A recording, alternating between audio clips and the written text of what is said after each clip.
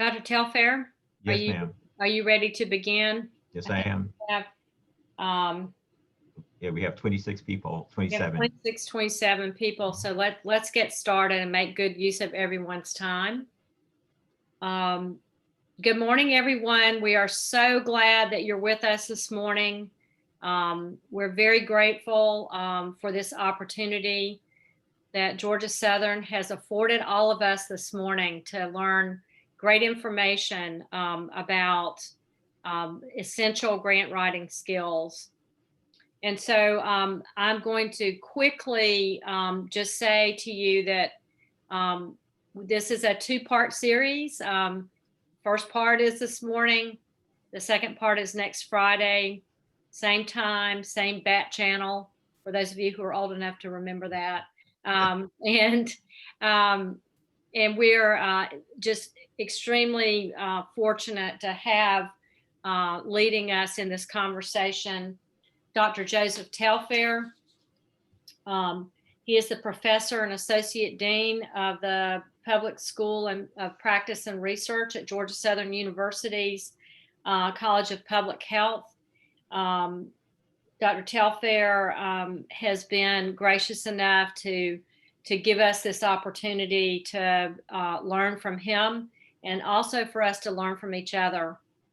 I think it's always important for us to have some level setting around grant writing and thinking about the work that we can do collectively within our community to partner actually with each other on grant writing, and also to think about the work that we want to do in Savannah and the work that needs to be done in Savannah, and then really think about how do we start to look for grants that mirror the work that that we're passionate about and that we know will um, help to move our community forward.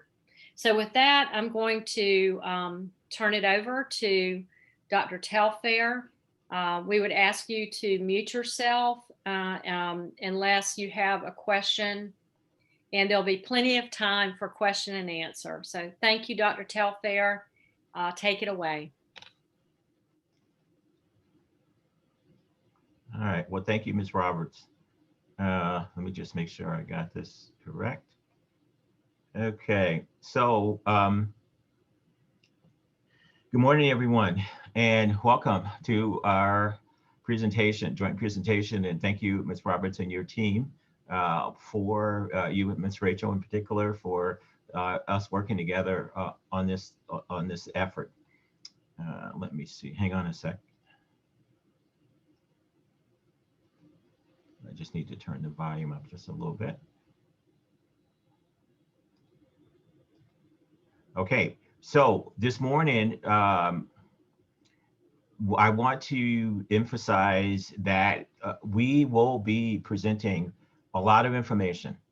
And the critical piece of this is not so much the information that I have, because you have the slides in front of you and you have the information from the presentation in front of you.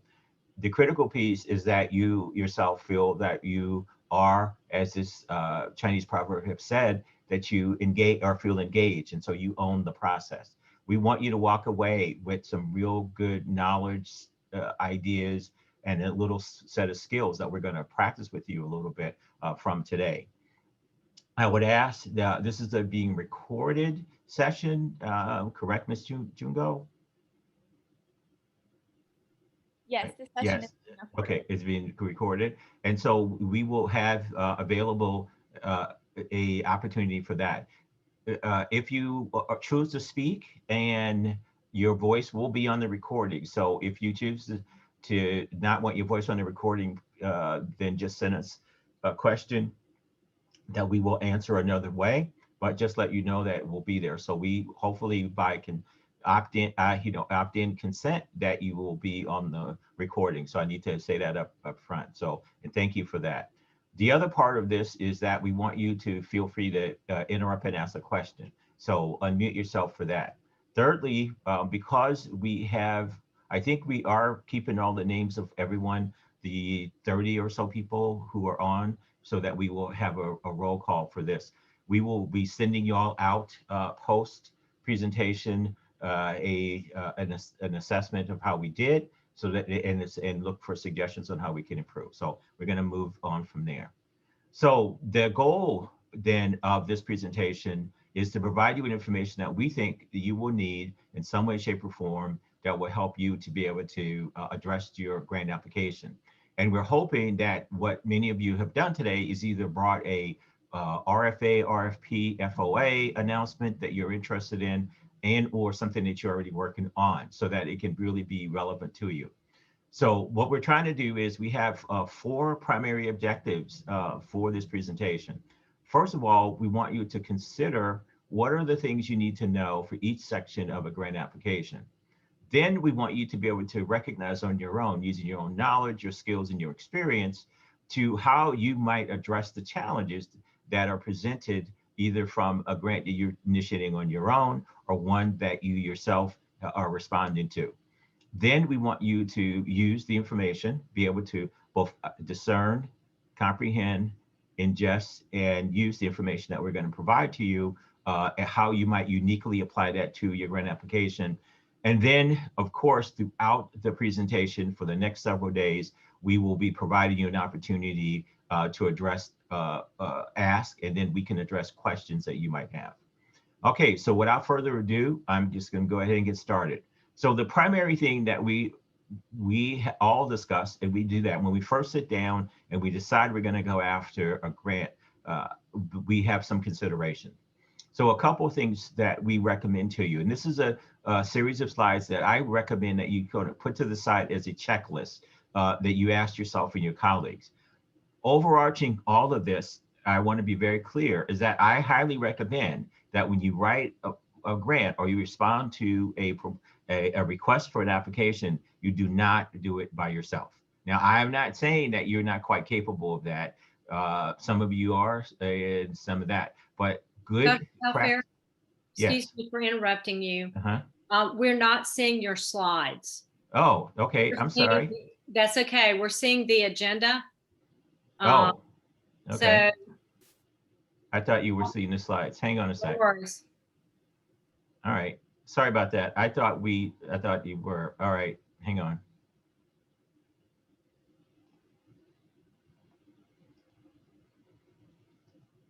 Can you see them now? No, sir. I'm still seeing the agenda. You may have to unshare your screen and then reshare. Yeah, that's it. We practiced this. Okay. Okay. So let's try it again.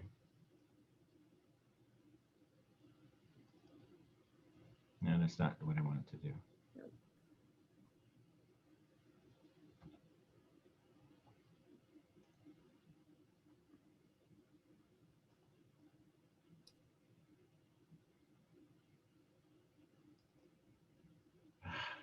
Hang on.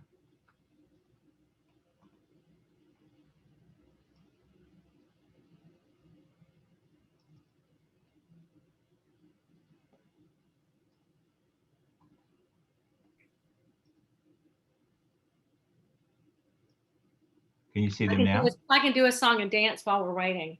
Okay. Can you see them now or not? No, sir. I'm not sure what's going on then, because we practiced this before. You should be able to pull up your presentation and hit share screen. I did. Yeah, that's what I'm on. I'm on share screen.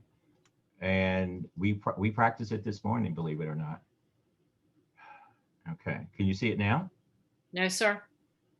Okay, then I'm not sure what's going on. Rachel, can you, since you're the host, see what you can do on your end? Okay. Well, Miss Roberts, just Here we go. Here we go. You can see them now? Yes. That's odd. Okay. All right. Well, I will. Okay, because that's not the one I wanted to show. Let's try this one. Okay. Okay, what about this one? Can you see this one? This is Janet's screen. I'm sorry? This is Janet's screen that we're viewing. Okay. What happened to mine?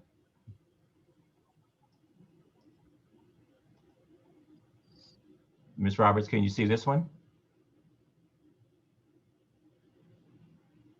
Miss Rachel, can you see this one? Hello? I No, we're unable to see it. Okay. All right. Then I must somehow or another. We are.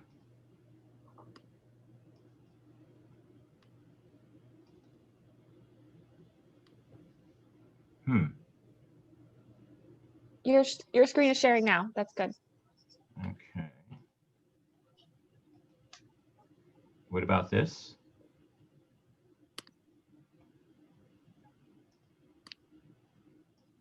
Yes, you're sharing. Okay. You can see it now? Yes. Okay. Good enough. I'm not quite sure what happened because it was working just fine. Never mind. All right, then. Well, let me start. Let me go back to that. So anyway, first considerations. Again, what I was saying before was that I really highly recommend that you work with others to put your grant together because you do need their input and you do need the work that they do on this one. So first of all, the first question that we recommend you ask yourself, are you willing to spend time writing the proposal?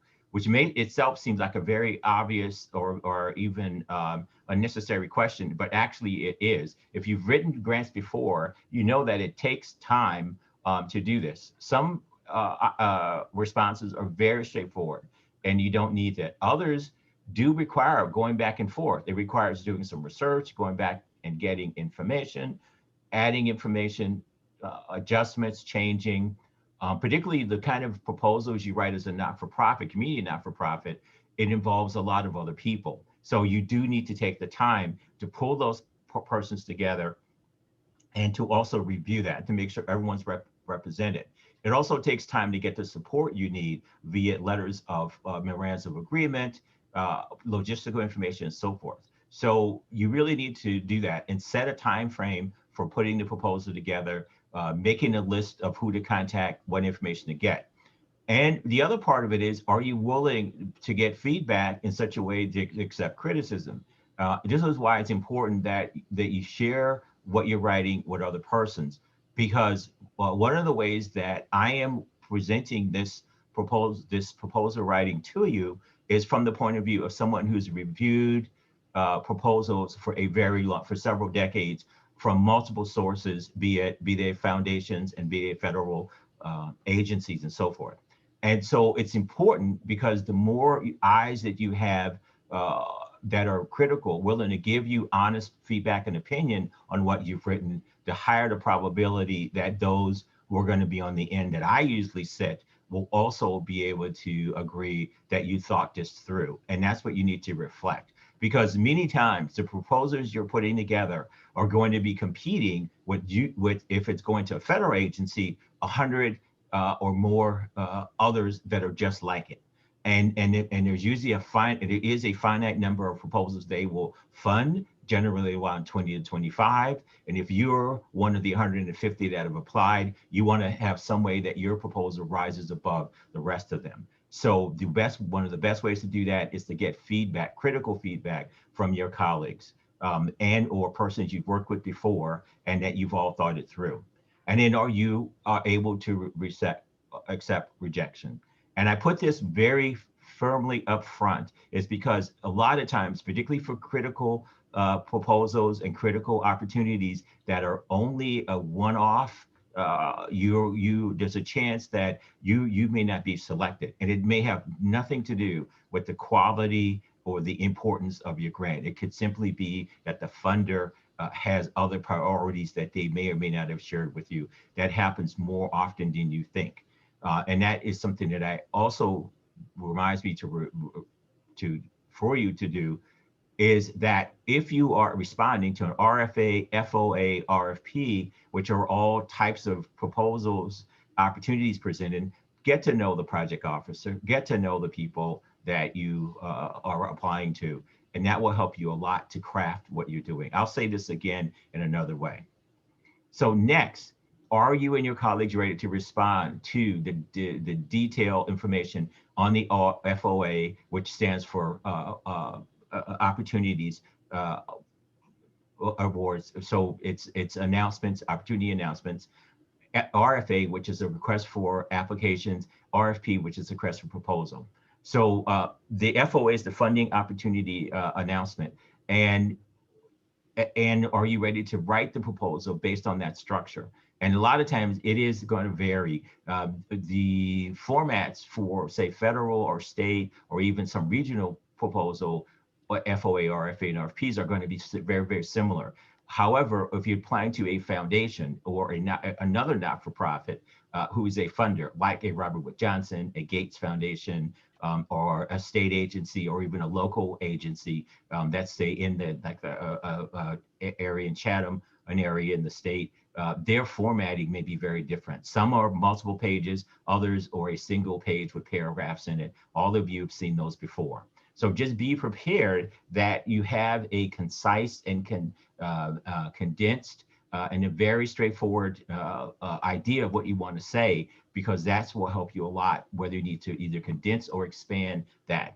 And are your colleagues absolutely clear of what you want to accomplish? So have your elevator speech ready and have it in a narrative. So what you want to focus on, what you want to have that in the narrative. Make it very, very clear that in these 2 paragraphs and or less, we have described, what it is that we want to do, and be very clear about that. And do you or your colleagues have experience with writing grants or proposals? And if you don't, then work with others who have that type of experience. You do not have to go out and hire a grant writer, per se, but you do have a lot of colleagues in your network, particularly this network, where there is a huge number of persons who have experience that you can reach out to. You can reach out to, Miss Lizanne Roberts' office, or Miss Paula's office, or other people's office, and see who they can recommend to you to work on this. Take advantage of that. The best way many times to write a proposal that is reflective of what you want to do and in line with what you want to do, particularly for you all who are in these different settings, is to talk to folks who've written either similar or the same, and or who think similarly to you and who've had some levels of success. So when you put in the grant together and the proposal together, either work with people who've written and or work with people who have experience, who could give you that kind of knowledge and feedback. And I say this up front because these are things to consider.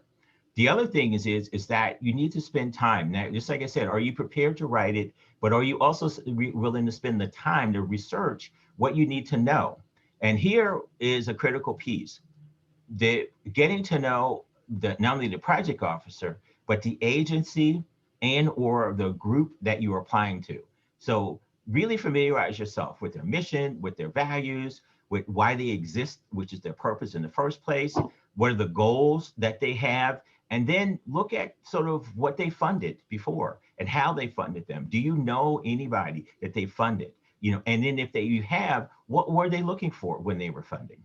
Critical to understanding this is that you want to be able to do this. And this was something that was recommended to me, many times in working with, particularly for groups, is that be really clear that the program that you're applying to is something that the agency itself or whoever is reviewing your proposal can see that you can get this work done.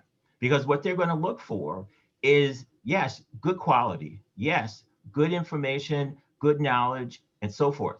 But they also are going to look for, can this agency, can this group carry out the work as we want them to and as they said they want to? So making sure that your proposals are there, and then make sure that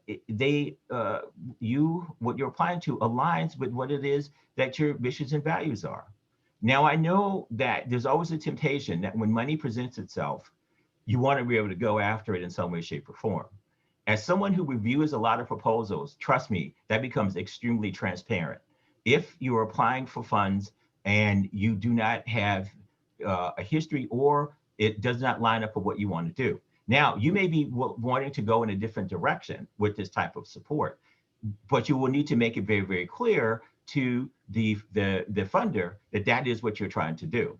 So be absolutely clear that what you're trying to do aligns well with your agencies and values, and then what you want to do, as well as what the funder, whoever that might be, want to do.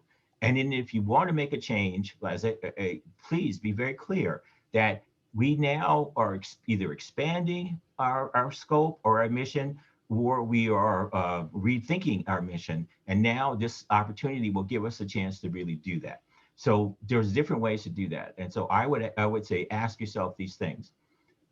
So really important, to sum up what I just said with the checklist, is read the funder's intent or the program announcement. Why did the funder put this out in the first place? Why, or is it there? And what kind of program are they really looking for? And what kind of program are they want you to go after? Now, you yourself may initiate this. This may be a funder who just generally funds a large amounts of programs, and you decided that you need funding for an effort, a service, or some other type of activity you want to do. And this is an opportunity that they want. So the question becomes, based on their program announcement, is the type of effort that you want to have supported consistent with that? And you need to ask yourself and be very honest with yourself that. And if you don't see that, my strong advice is not to do that, because reputation is critically important. Because, and what I mean by that is that, particularly if they're local agencies, they have a very long memory. And if you yourself have going after funds for them and not been successful, and or going after funds for them and have not been really clear, or just they perceived you as being someone who just goes after funds, that's not a good reputation to have. You know, so try to line up with these things. And if you've done pretty much the things I had on the checklist, that should not be an issue. So when you get the proposal, then again, follow the instructions for completion based on their intent. And I say in bold letters, the announcement to the letter. That does not mean that you cannot be innovative. That does not mean that you cannot add new information or sort of adjust the way that you're putting information together. But they generally will give you a really good outline, whether it's a single line outline or an annotated outline of what it is they're looking for and how they want you to respond to their announcement, any shape that's there. And they will give that to you. So the closer you are to that letter, the better you are, or the way that you have, and make sure that your intent. And then follow the instructions is really critical to success of any grant application. Again, remember, these folks have limited funding, and they're going to make what they believe to be the best judgment based on the best advice they get on who should get supported and who should not. And many of the persons who who we'll be working with, you'll see them in the breakout groups, have figured out ways to be able to go with that importance and work with them. So I would critically please think this through and think about that. And then before you write, keep these instructions before you. So as you're putting the proposal together, one of the ways that I always do this is that I either have two screens or I have the documents in front of me as we are putting the pieces together. So create an outline of what it is that is needed. So in other words, take the actual document that they gave you, create an outline, and then the task to be done under each section that says, write this, put this together, bring that together, be it narrative, be it budget, be it logistics, be it timeline, all of those things. Create a space in a document that is outlined that says who's going to do what and when it's due and those sort of things. And I'll show you that, probably next Friday when we go over timeline and logistics. But keep that in mind. And then match the heading of your proposal with the heading in the guidelines. Now that may seem kind of obvious, but many times we who review proposals and have tried to make this clear, a lot of times it is very easy when you're being creative to adjust the headings to better fit what it is you're trying to say. Clearly understand that, makes all the sense in the world. However, What it does for persons who are trying to review this, it's hard for them to follow your proposal. And it's hard for them to walk through what you're trying to do. So even if you're going to make an adjustment, and if you need to tweak the headings, my recommendation always is use the initial part of the heading as it is in the FOA, RFP announcement, RFA, or any other announcement. And then in either parentheses or highlight or whatever you do, add in your adjustment that you're going to make so that persons reviewing this be on that will see that, okay, so under this section, they are going to adjust it this way, and then you talk about what you need to do. And then sure to follow directions or the instructions given to by the funder based on the intent. And then any special requirements. Now, sometimes they will tell you, say, for example, in a personnel line, that they're looking for certain types of people to fill certain roles. And you yourself may or may not have these persons on board, which means that you have to now go out and look and see, can you partner with people to work with them to do this?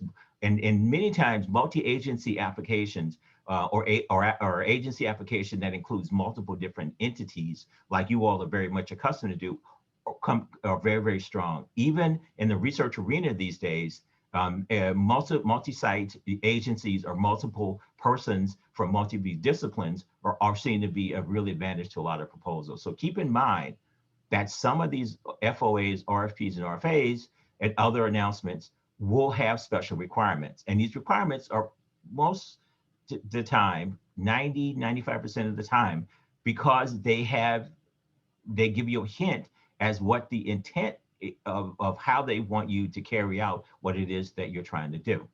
And then so they will walk you through that. And so keep the instructions before you write, match the headings to the proposal, and then look for any special requirements.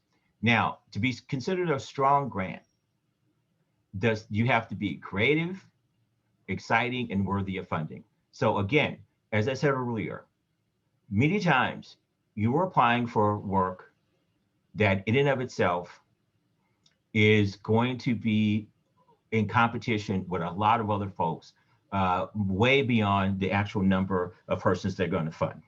And because of that, it's important for you to be able to make sure that you put your in writing or whatever way you're going to do this, that it stands out, that it stands out over and above what it is. It floats up to the top. So it's in the top 10, of all the applications or whatever. And so the best way to do that is to take the ideas, make sure you're consistent with what they want, but think about how you can be creative, how you can be exciting, and then worthy of funding. And what I mean by worthy of funding, most of the time you're applying for proposals where you have a really good positive intent in mind.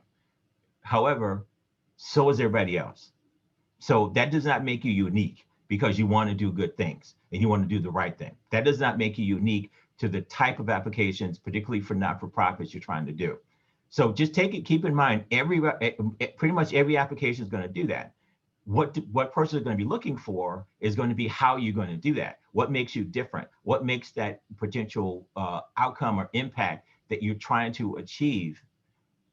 What's going to make that such a way that they could see that you're going to do that in a slightly different way, a slightly more impactful way, and in a way that's going to make this work. So keep that in mind. That's where the excitement for funders is that they know they want to do good things. That's why they put the support and the resources there in the first place.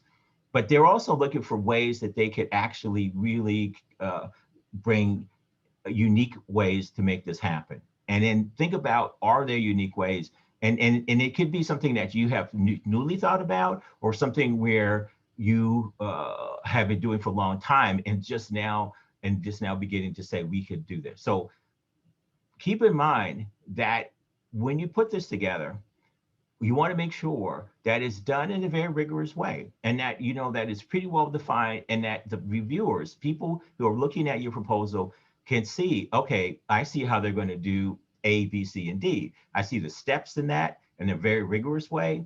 They're clearly defining what they mean when they say this or that. When they talk about poverty, what do they mean by poverty? When they talk about, women's reproductive health, what components of that do they want to talk about, and so on and so forth. And then if they're going to collaborate, does it make sense? If you're going to collaborate with other agencies or persons or groups, does that make sense? Do your collaborations make sense? Are you looking at, if you need people who are going to be community outreach workers, and you have an agency that's really good at that, you have those that work with health groups. Is it a health group that in and of itself has a history of doing outreach work or work for this particular chronic condition or disease, or with this particular group, and so forth? So it's critically important that you demonstrate that you've really thought this through in a rigorous way. You've really defined what the challenge is you want to look at, and that you're very, very clear of how you want to carry this out and who you want to carry it out with. So it must be presented that way, and try to avoid, because one of the things that I'm as guilty as everybody else. We who write, particularly us who are in the social and health arenas, as guilty as everybody else. We are very jargon driven. We use jargon. Jargon is like, that's the way we talk to each other, right? So, but a lot of times you're going to be applying to folks who may or may not, understand what the jargon is, what the initials are for this or initials are for that, And so you need to be very clear about that. And there's a way to do that in terms of writing. You all know that, is that every time you use something for the first time, spell it out first, and then you can use the initials. Or even if you're going to use jargon, then how can you ask yourself, is there another way we can explain this in a clear way without the jargon? And then make sure that you follow the rules and the guidelines. So I've myself have had the painful experience of losing a proposal because we went over the page limit for an application, or we went over the budget limit for an application. That's a real painful thing when the application itself is very, very good. So I can tell you from my own experience and from the experience of many others and from those who follow, please make sure you follow the rules to make sure that happens. And so your proposal overall then should answer these basic kinds of questions. And again, with the checklist, I would have this. So what is the intent of what you plan to do? Is it worth doing? The so what question. How well does it answer the so what question? Is it innovative or different? Now, let me describe what innovation is. Innovation is just not necessarily, I have a new idea on how to do something, right? It's not just that. It's that, or if you have a new idea, how you want to do or carry out the service or the work you want to do, but in a way that actually has not either been thought of before or will make a difference in a way that others may not see. So it may be new, but the question is it new and impactful, not just new? It's just not just some creative idea. The innovation is a combination of both unique, different, and impactful. Keep that in mind. Unique, different, and impactful. When a reviewer is thinking about innovation, that's what they're thinking about. And is it different? Is it different than what others have done? Or if it's similar, if you're trying to support or even go and you're doing a reapplication for something, are you going to carry out the same kind of work? And if you are, is that okay with your funders? But if you carry out the same kind of work, a lot of times that may not be creative or new or different or even innovative. And innovation now in pretty much every grant, RFA, FOA, RFP are asking you, what is the innovation? And what they're asking for is what's different and impactful. So think, when you see innovation, different and impactful.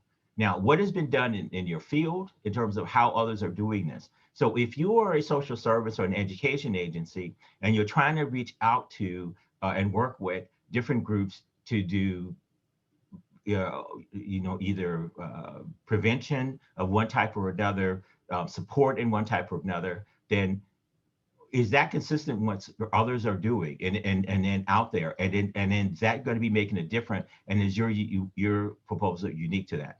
And then is it feasible? Can it be done? Many, many times proposals get dropped or even not looked at, if it's deemed that they're not feasible. They get triaged and they don't even sometimes get discussed because they get screened. And will it add new knowledge? Will we learn something from this? Will the funding agency itself use your idea as a way of thinking about this? Have you introduced something to them that they had not thought about before? Or can they use what you have done and say, okay, we funded this is what our portfolio looks like. We funded these unique ways. And then on this one, and then how it will be carried out. And there's always a work plan. And we will send you that. So let me pause for a moment and do two things. Let me, first of all, just say many times how the review process works so you can have an idea, and I will do it very, very briefly, and then see if you have any questions. So first of all, the review process. So when you submit a proposal to either a response or a self-initiative one, where you have said, I want to do something, I'm gonna send my proposal to this agency and hope I get support. Either way, then it goes through a multi-layered process. There are a set of administrators who, first of all, screen your proposal for worthiness. Is it something that the persons they're going to send it to review, is it worthy to be reviewed? Does it pass the initial tick list of things that makes it worthy? For foundations or other not-for-profits who are funders, it generally doesn't move past that because the grant oversight persons, administrators, are the ones that make a decision right off the bat. If you're sending it to a government agency, a state agency, or one of the larger not-for-profits like a Robert Wood Johnson or Kaiser Foundation or another fund, they have a review panel that they've pulled together to look at these, and they will make that decision, and they'll send that to the review panel, which is generally run by someone who oversees, who manages their panel, and then they will send your proposal for initial review to persons they believe have some expertise or knowledge about what you have. And then those persons will make a judgment. And there's generally 2 to 3, or three or 4 of them, depending on the level and complexity of what you have. And then those persons will score it based on some scoring system or criteria that they've put together. And then they will then meet and convene and then discuss that. And then for some agencies, they will use what they call a cutoff score. And a cutoff score is a grant. So if it's, say you score 1 to 9, 1 being the best, 9 being the worst, and your proposal is an 8, then it will be cut off. It won't even get discussed. But if it's a 2 or 3 or 4, it most likely will be discussed. And then they will have a review. They'll decide, should we follow through with this? And then some agencies, not all, have the opportunity for your proposal, even though it didn't fall into the review criteria, to be reconsidered. And some do that, some don't. And then they will score it, and then they will make recommendations to fund it or not. And then it'll go back to the administrators, who would then make a final decision based on their priorities to support you or not. So that's kind of how generally it goes. All agencies work that way, be it local not-for-profits, be it federal groups and so forth. They have some version of that. So again, the idea is your proposal should be written in such a way and that it's well understood, that it's well appreciated, and that it can make it through whatever the review process, be it a small one or a large one. So I just wanted to make sure that I put that together for that. So anyway, I'm going to pause there for a moment and see if you have any questions.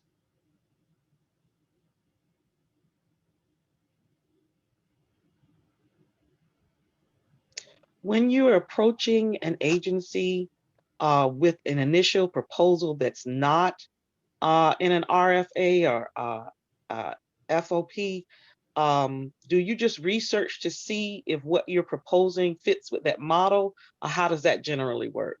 Yeah, so it's called an FOA, yeah. So the generally what you should do is, and I mentioned this before. Let me see if I can go back to that before. What I strongly suggest. Okay, so there's the 2 checklists here.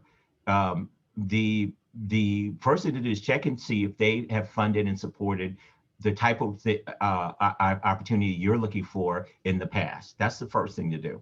The second thing is to do is check number 1 and check number 3. is to see whether or not your values, goals, and mission and what you want to get supported and lines up with their value, goals, and mission and what they tend to support.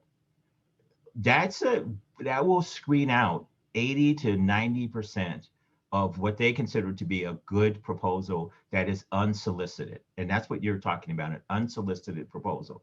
That's how they make a determination of that. Now, the other part of that is that you also need to look and see that many agencies, particularly local not-for-profits, have a time frame in which they will entertain unsolicited proposals. And so you need to make sure you look for those and submit your proposal at that time, unless you've had which is the last thing, you've had a conversation with the program officers or someone at that particular agency, and they've given you a heads up. If you have an idea or something you want to put together, or they've reached out to you, then you go for you look and speak with them and then send it then. Does that make sense, ma'am? Understand? Great sense. Thank you. Okay. Other questions before I go to the next section?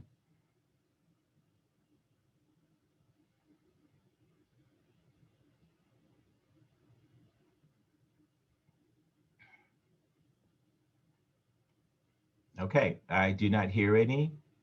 Okay, all right. So now a reminder, if you do have additional questions, please feel to put them in the chat, and then we will check as we go along and we'll try to answer those. All right, so the next section is one that is one of the bigger challenges that most people writing grants always have, which is really putting together a solid rationale for responding to the problem or issue, as well, particularly if it's in the announcement.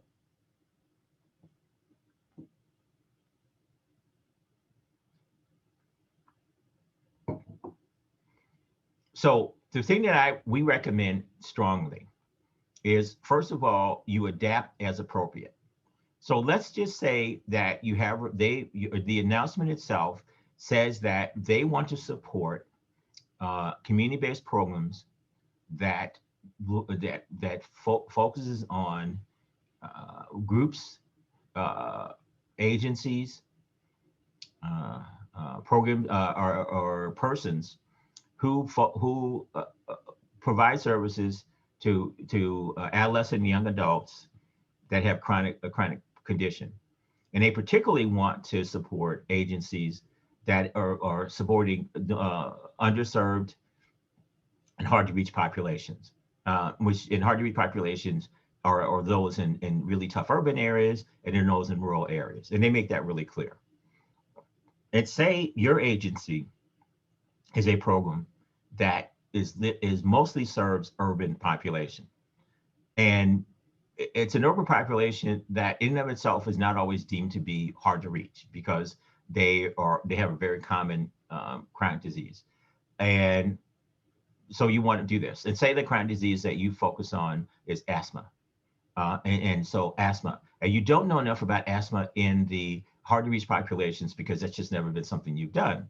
However, you do know programs that are social service programs that specialize in hard to reach populations or work in rural areas. They're like rural service agencies, they're rural support agencies, and so forth. And so your idea is that you want to go out and you want to figure out a way to support and find and support children, adolescent, young adults, and their families of persons who have asthma, which actually is one, as you know, is a very common chronic condition. However, it can go untreated. It could be very severe, and these persons themselves have mostly focused on service delivery, like support services, like food and shelter and other types of healthcare. So now you have to figure out, okay, so how I'm going to make this work? I'm going to go after these resources, which are fairly substantial, $350K a year, so to speak. And I know I have a good program because we've been successful. You know, the service agencies have a good program because they're successful, but they've mostly gotten their support from local foundations, food banks, and so forth. And so now you have that. So that's your kind of dilemma. So now the idea is how do you kind of make all that work? And so that's when we said in the rationale, you're trying to respond to the way they want it, but you want to do that. So you adapt as appropriate. So that means that how do you blend what you have done really well, what these agencies that you want to work with have done really well, to respond to this general announcement about serving adolescent and young adults with chronic conditions who are in themselves in underserved and hard to reach areas. So that means that you are able now to look at and define that. So first of all, you define what it is that you're trying to do. So what's your rationale and what's your problem statement? And so your rationale is that clearly you are coming up with a way to serve populations that have been fairly neglected, who actually have this chronic condition, but they have a hard time accessing services, they have a hard time being support, and that they in and of themselves, their condition is probably more advanced because of these reasons than those you usually served. And so the problem, what you want to be able to do is do multiple levels of prevention, primary prevention, as you see fit in terms of preventing not getting them the services, tertiary prevention in terms of helping to ameliorate the challenges that they have. And then of course, your specific aims or of why you want to do this should be consistent. Now, your specific aims in and of itself should be consistent with what your agency's mission, ideas, and purpose is, as well as the collaborating agency or agencies or persons that you're working with. And it can be more than one. It could be one agency or multiple agencies. It could be a person who's an individual entrepreneur, a social entrepreneur who serves who serve hard to reach population, or who has a food bank, and they support that themselves. You also need to decide what you are trying to do. So what is your study intent, or what is the questions or the private questions you have? And then be able to summarize that in your elevator speech. So summarize it very, very clearly what it is you're trying to do. All right, so how do you do that? First of all, what do you do? So you should be able to talk about the work you have done. Overall familiarity with what it is that you do. How familiar are you, and then in the colleagues that you have, or the person you're going to work with, familiar with what you want to do. So this is a really good thing, is to if you don't have relationships with the kind of person you think you're going to need, good is to take the time to work out those relationships. What do you intend to accomplish? What are the outcomes? Now, many times we all know in the work that we do, we have things that we could see are going to happen, and we had serendipitous stuff that happens all the time. So you may say, we're going to work with a rural agency or program, and our intent is to help do outreach and support to these adolescents with asthma. However, you may end up finding that asthma is only the health condition, and there's a lot of other challenges that they have in terms of transportation, in terms of learning, and so forth, that you did not see, but the opportunity for this presents itself, because within an opportunity, hard to reach populations have a certain set of characteristics that why they're hard to reach or why they're hard to engage, and you can identify those and include those in your proposal as also things you're going to do, which is perfectly in line with the service intent of the proposal, because they're going to expect that you have an understanding of the type of life circumstances that affect these persons that they want you to target. And so you're going to look at the kinds of information using quantitative and qualitative data. Quantitative data being things from surveys and needs and asset assessments and so forth, and then qualitative being information you might get, say, from interviews, from face-to-face encounters, observations, and so forth. And then you want to be able to benchmark those. You want to be able to say, this is what we know, and this is what it is now. So, for example, the number of persons, young adults with asthma, is at 87% of the population we're targeting. And so our goal is, in terms of those not receiving services, our goal is to reduce that number year by year by a certain group percentage or number. And then you're going to look and see that you're also going to be discovery. So that means that they're going to be those that you did not know about based on whatever information you have that are going to show up because you are doing a really good study. So do you know about these things? Do you anticipate things? Have you thought about these two? the extent and the quality of your results from this work. What does the data say? What does the information that you get? Now, data, to remind you, is not just quantitative. It's also information that you have yourself about the population, the people you're working with have about the population, an agency and program, and on that one. And is that information sort of anecdotal, just guessing, ideas people have, or does it really have shown over time? And is the fidelity means, is it good? Is it not good? So it's critical that you use good information, because good information leads to good practices.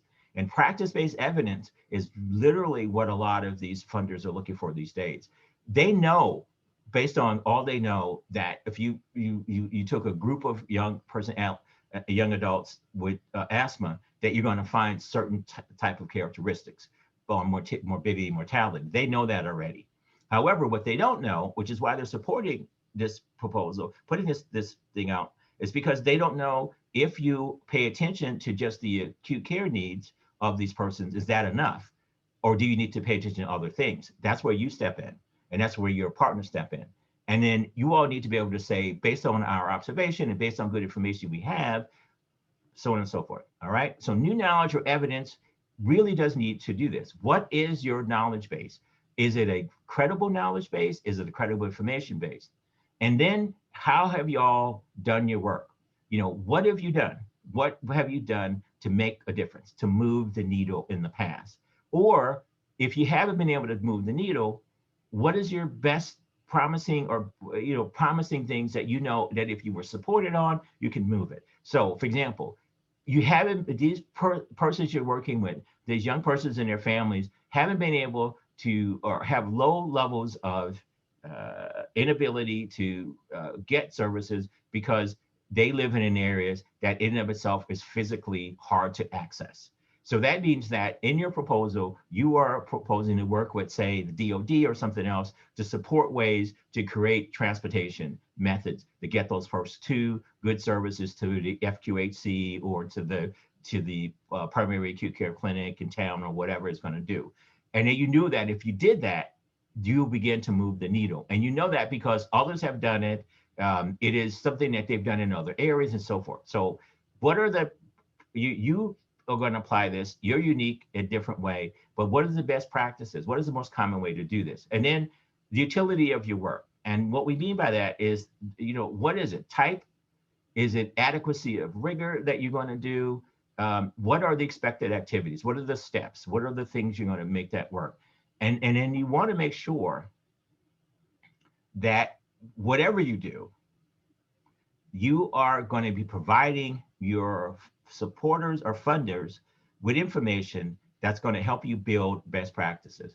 And at the end of the day, for us who work in not-for-profits, those who judge us based on our best practices, what we know collectively works. And that's what best practices is talking about. What we know collectively works. And in our proposal, are we talking about that? We're talking about either best practices that we already have engaged in, or ones that if we do engage in, we will be able to demonstrate and confirm. So the thing that you have, and I want here is you want to move from promising practices, which are things you think work, or you have anecdotally seen here and there work, to best practices or stuff that you can work. These are activities, these are efforts, things that work.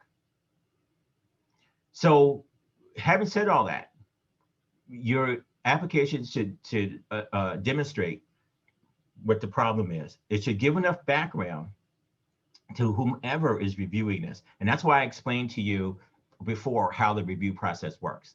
So it should be explained to you that whatever they have, that it's enough there, and that it's common knowledge. It's not something where, people do not know. So this is not, unlike, so in an academic or a more of a different type of research grant, one of the things you demonstrate in terms of background is based on the literature review and what others have put in the literature, they've studied, they've done, and so forth. And a lot of not-for-profit types of work is going to be based upon what you know about other programs that you could cite and say, they did something similar to what we're trying to do. Not exactly, but similar. And we want to try that here because we know based on what we have there, that it's there. And it's common knowledge that if you approach this, so for example, it's common knowledge that if you provide means by which roads are better, transportation is better, you're able to have a community health worker who knows these families and can reach out to them and get them engaged. You know that that's common knowledge that you'll be able to then improve, be able to have an input on moving these young persons and increase the probability that they will be able to receive these services to help treat their asthma. And you might want to be creative. You might want to create like a mobile asthma van, and that it goes out. That's that some way, whatever way you want to do it. It could be they go to some place, or you take it to them, right? It could be that they live in an area that in and of itself, it's best to take a mobile van, adapt a mobile van, buy a mobile van, take a mobile van, and then take health workers out to the field. But anyway, showing in your proposal activities that these are things that have worked before in the field, and that they are clear solutions to whatever the problem is you're trying to do. So in your own words, you should be clear about the importance of what the challenge is. Young adolescent, young adults who have asthma or have a difficulty receiving good quality services, which put them at physical risk for morbidity, mortality in the short and the long run.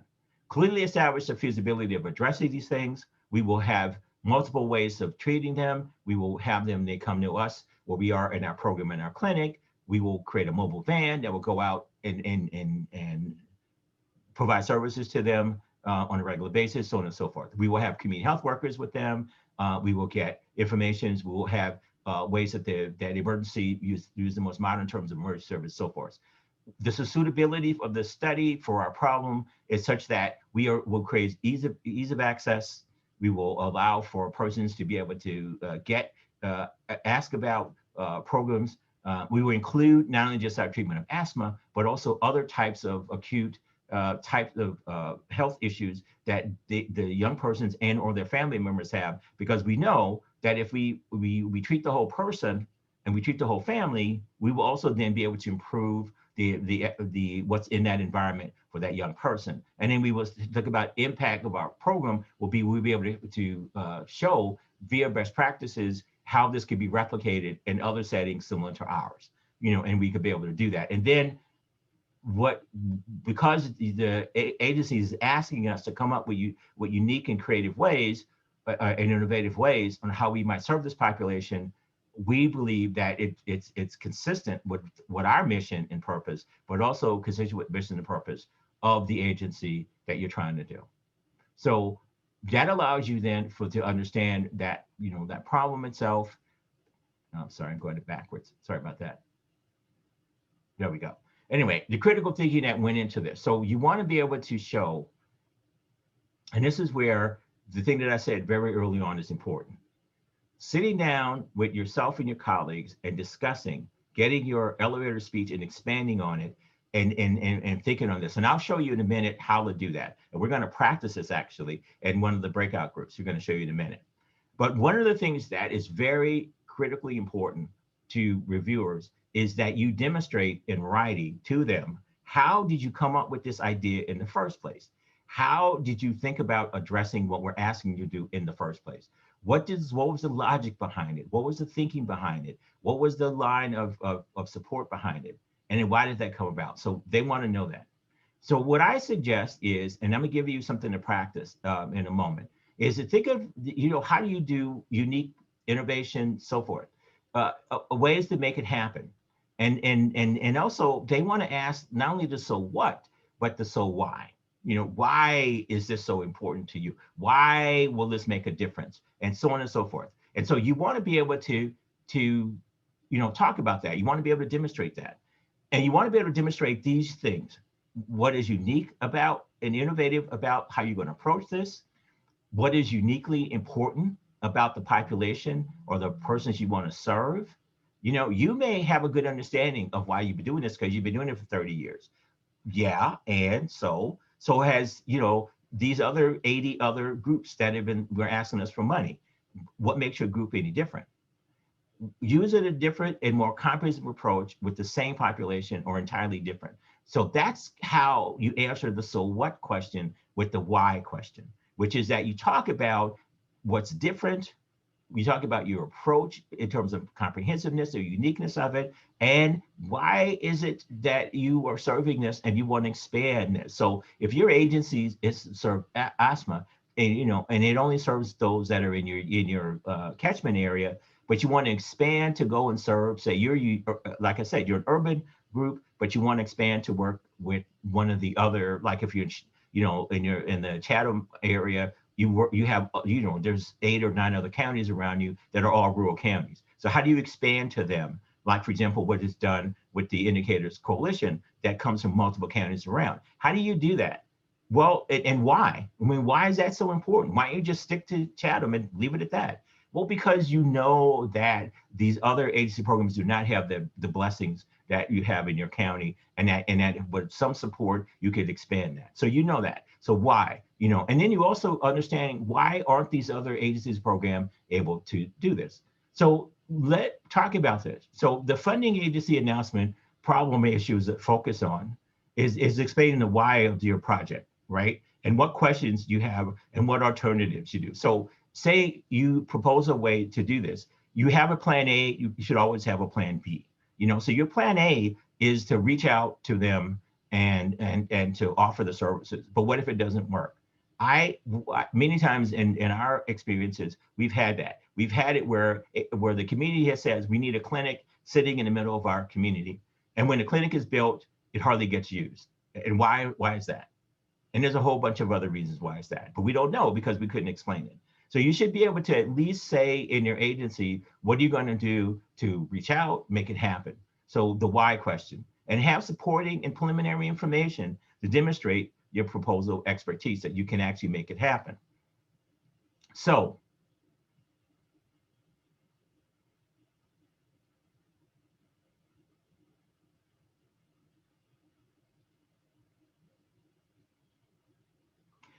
what do you need to do? So the inclusion of these is demonstrate. So the plan of study question is sound and important. You should be able to talk about your aims and your logically feasible. The application should understand what the problem is. You should understand how you properly will analyze the information you have, and you have a plan how you're going to disseminate and use this information. You should also include, like I said, assumptions about this. So it's not just enough to say that these persons are not receiving services. Why aren't they receiving services? What are the assumptions behind that? What is the reason why that is not happening? What is the reason that will help them guide, those that are reviewing your proposal, guide them to think through, okay, I can see how they've arrived at this conclusion about services. So the statement of the problem, what are the challenges or the difficulties? What are the real concerns? Not just that they're not receiving services, but that they've tried to receive services in the past and they've had a real difficulties for A, B, C, or D reasons.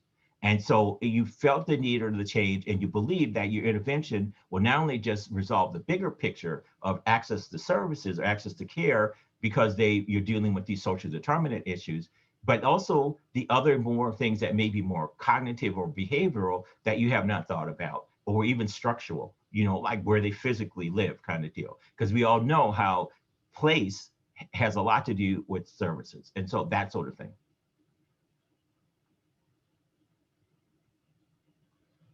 All right, so the next thing that I want to do is, so the answer that. So in order to be able to answer this last bit here, which is the reason you have this, these assumptions, and the reason why you're there, the statement of the problem, is going to be that. So in your rationale statement, they're action words, and these are or action or question words. And each of your question words in the beginning and the background in your rationale should also answer these questions: the what, the who, the when, the how, and the wow. So the what is the problem, or what is the challenge that you're trying to address? The whom is, from whom does the challenge or the problem exist? When did the problem first occur, or when is it occurring, and so forth? And then when did it become significant enough for you to say, we need to have support for this and to move on? And then how much or to what extent will you address this issue, and how, to what extent is it? So how big of a challenge is young adults and young adults who have asthma in the population that you're trying to reach out to? Is it a small sample? Is it a large group? And then what is the spread? How big of an emphasis is there? And why does the problem exist?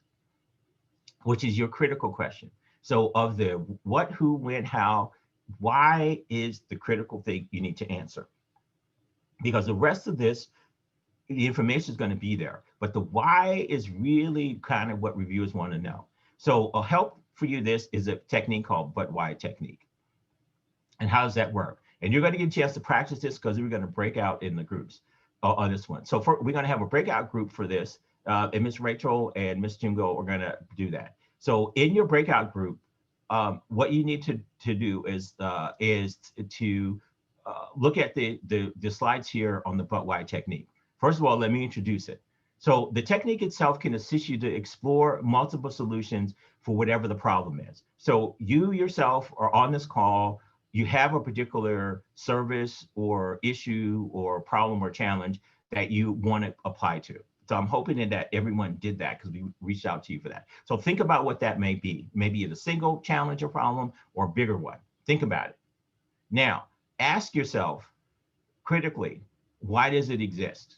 And then what are the ways that we can address this? Because critical thinking allows you then to think about your methodology. And when we go about methodology, we will show you how. So it increases the chance of you choosing the most plausible explanation, or the most plausible be the one or more explanations that not only you see as make sense, but people reviewing will see make sense. And so because there are many solutions to this, like I showed you with the example with adolescent young adults with asthma, you could provide services or wraparound services in a clinic setting, or you could do it on a mobile setting, or in these days, you can even, if there is, if you find a place, particularly in urban areas, where you could do it remotely via telehealth, you would do that as well. So there's multiple solutions, but your answer is, is one the best, or is it a combination of the best, and so forth. So but why will help you to do that. And it can assist you in clarifying for your background section, which we'll go over after this exercise, of how to really think about that. So the second exercise can be done very simply. Think of what you need to do in your breakout group, and you all can sort of talk about it, is ask yourself, why does the problem exist? And think of what a problem that you joint have. Think of one, come up with one that you all feel comfortable with, and then ask yourself, why does it exist? And then you write that down. And then you write down, how often does it occur? Well, how big of an issue is it really, right? And you repeat the latter steps until you come up in a way you've exhausted the list of alternative explanations, or you're satisfied that your explanation is strong enough to justify going after responding to either the announcement and or unique application, examining the issues. So illustratively, this is how you might do this. In a very brief illustration, your problem might be lack of evidence for adolescent transition, moving from adolescent to adulthood and dealing with their chronic condition. And you would say, well, why is there lack of evidence on effective ways to do this? Well, you say, but why is that? Well, why? Maybe because there's such few programs in the country that you could use as an example of that. So there's not a lot of programs with best practices that says this is how adolescents with asthma can improve the way they get services and move into adult type of services and adult type of programs. So there's not enough in the country. Then why aren't there enough in the country? Well, another reason would be there's not enough trained providers, and not just doctors and nurses, but other types of providers that are, technicians, and there also could be not enough persons and their family members who train, and so on. So the idea here is to come up with, using this, ask yourselves, come up with a solution, and then come up with a question and a problem, and say, well, why does that exist? And so on and so forth. And what that will do is take from this really broad area where where you think about the problem and narrow it down to actionable solutions that you can have, and so on. So that's kind of what we're looking at here. Okay. And so just to give you an idea, so the idea behind the but why is that it's used to do, and it gets you at what's called root causes, which you all are very familiar with because you all deal with social determinants of health all the time. And so it allows you to know what the real causes of what the problem or the issue is, answer the question, and that are not, that are assuring that questions themselves are not misdirected. Because what happens a lot of times is that you may have an issue and then you have a problem, but then you get misdirected or involved in some other area where you don't get it really answered the way you should, or it gets confused as to like that. So poverty and lack of access to healthcare go hand in hand.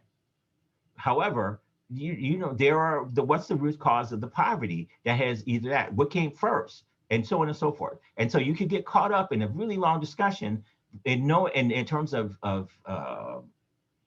in terms of just social determinants without really getting into the root cause, which is the foundational reasons why this exists. So in other words, then, if you dealt with poverty and all the things that go along with that, there's a high probability that you will also effectively deal with access to good care and services for the group you're dealing with. So it strengthens, so this approach strengthens the probability that the expected relationships you will find between what you've identified as the problem and what you identified as solution, you will be able to articulate and really lay out very well in both the background and be able to explore it better, understand it better, and then to be able to identify efforts to address them, you know, as predicted. So that's kind of what the root cause is.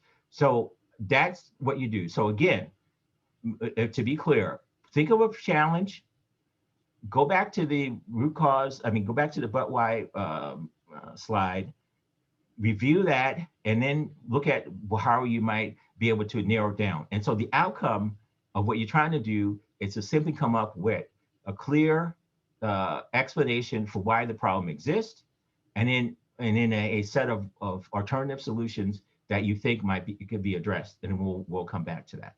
So I'm gonna take a moment and see if I can pull up the slide for the breakout groups.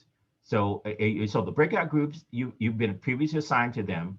There will be a pop-up box that will appear, and you click on the breakout group itself, and then you break for the time we have. And right now we're a bit ahead in our time, so we have a lot more time for this. So we were usually going to be 15 minutes, so now we could do it for about 30 or so minutes. So we're ahead. So we'll do 30 minutes, and then the breakout session, when it ends, you will get an automatic thing that says the breakout group is come out, and we'll come back, and then we'll see what you come up with. So first of all, then make sure you have a spokesperson, you know, in your breakout group, and make sure you have a scribe in your breakout group, you know, someone who could take notes, and then someone who could present when we come back. So those are the other two things. So Ms. Roberts, did I leave out, or Ms. Rachel, did I leave out anything? Dr. Telfair, I want to make sure that we're doing it in the order that, so we're going to go into the breakout session for 30 minutes. Right. And then are we going to take a break at that time? No. Or come back and do the break and do the report out and then take a break?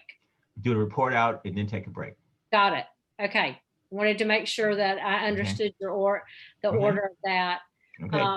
And so, folks, what we've done is there are 3 breakout leaders this morning.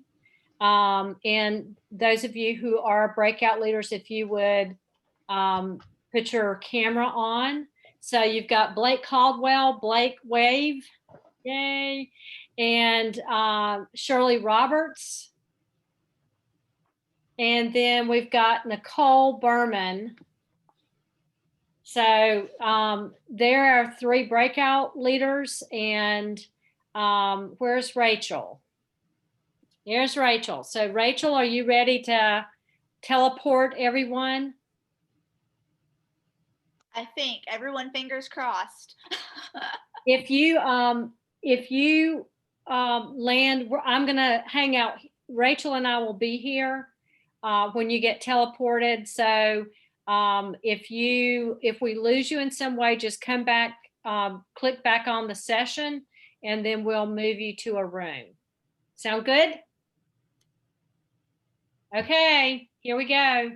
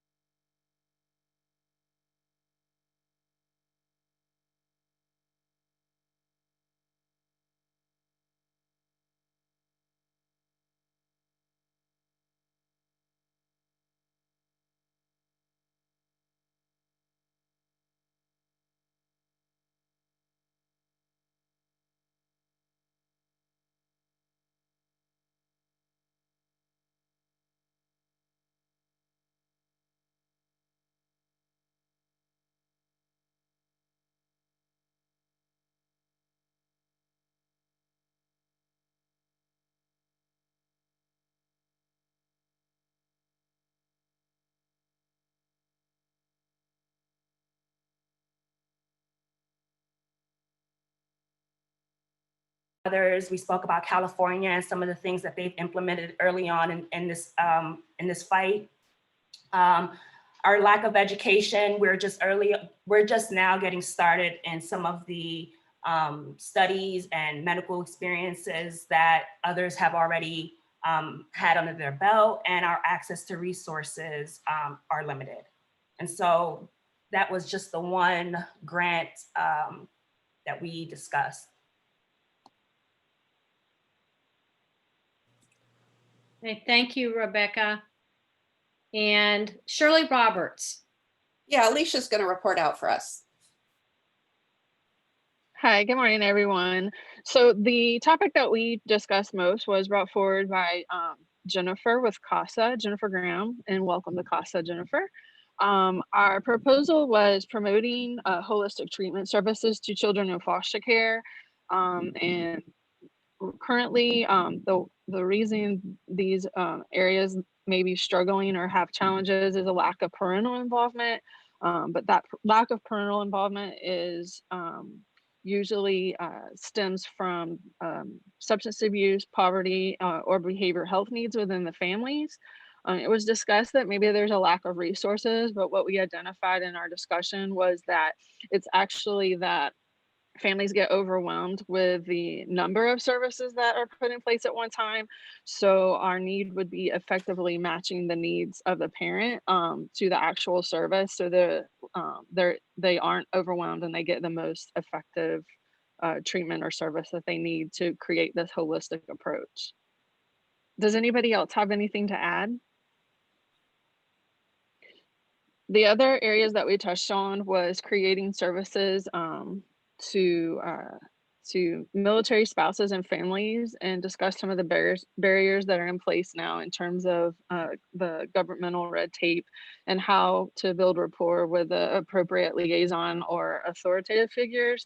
But our takeaway from in all these discussions was that is making sure that we're promoting the opportunities for the for this service. And taking that to the people that actually need the service. Did I summarize that okay, Shirley and team? Yeah, I think that was great. I also want to have a shout out to this group. I think it's an overachieving group. We got through 4 scenarios. Wow. Future grant writers, right? Yep. Yeah. I think another So, takeaway, thanks, everyone.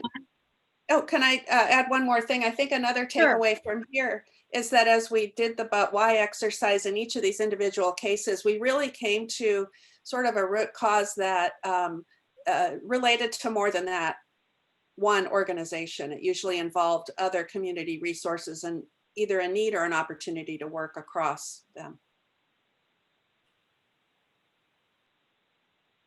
Awesome. I would love to see your notes, Alicia.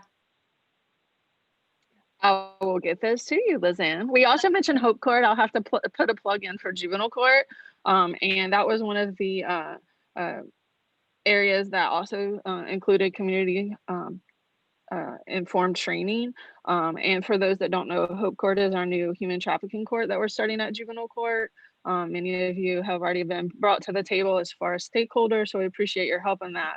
But really what our focus is going to be is and need is not just identifying the youth, but making sure that we're speaking to the youth in proper trauma-informed language and understand the needs of the youth based on their perspective, not our own.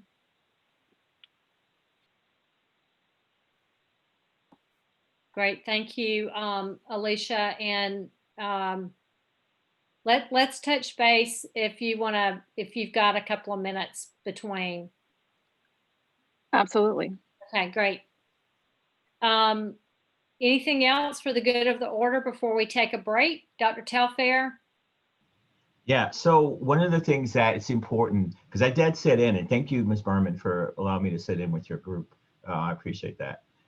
So the thing that I want to remind everyone is, so the but-why technique in and of itself, what happened is what happened with a lot of y'all, which is that because you were discussing the many reasons why certain phenomena exist, there is you moved a lot into terms of also coming up with solutions as well, which is that's what you should do. But you need to kind of remember that the solution itself needs to be in such a way that you can then craft it and for what has been done before and where you're going to go. So not to get yourself going in that direction and keep going. You got to stop at some point.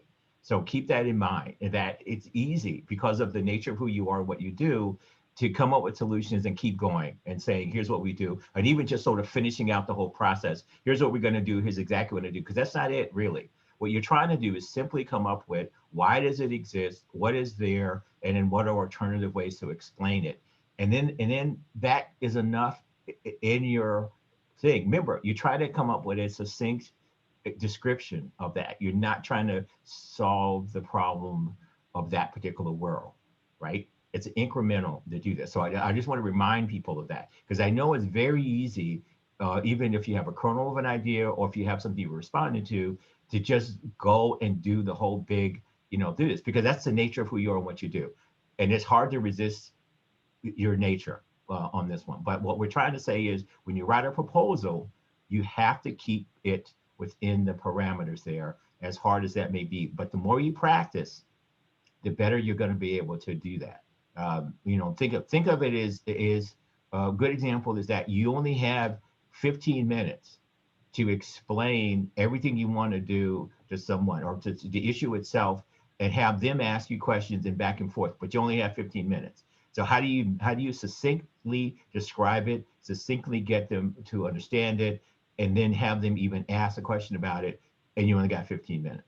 So you're working with that. If you just remember how to just think succinctly, that will help. So this technique is designed to help you to come to an alternative explanation, but alternative explanation that you can explain and put into that very short way. So keep that in mind. That's the only thing. Everything else, you all do phenomenal work. It's not to discount your phenomenal work, but you remember, I think as Ms. McFadden came in and said, they're doing great work, but there's this one little area they want to explore. That's exactly what you're trying to do, is look at something you want to move to that you have not done before, and then how do you make that work? And she talked about other partners and other things, great.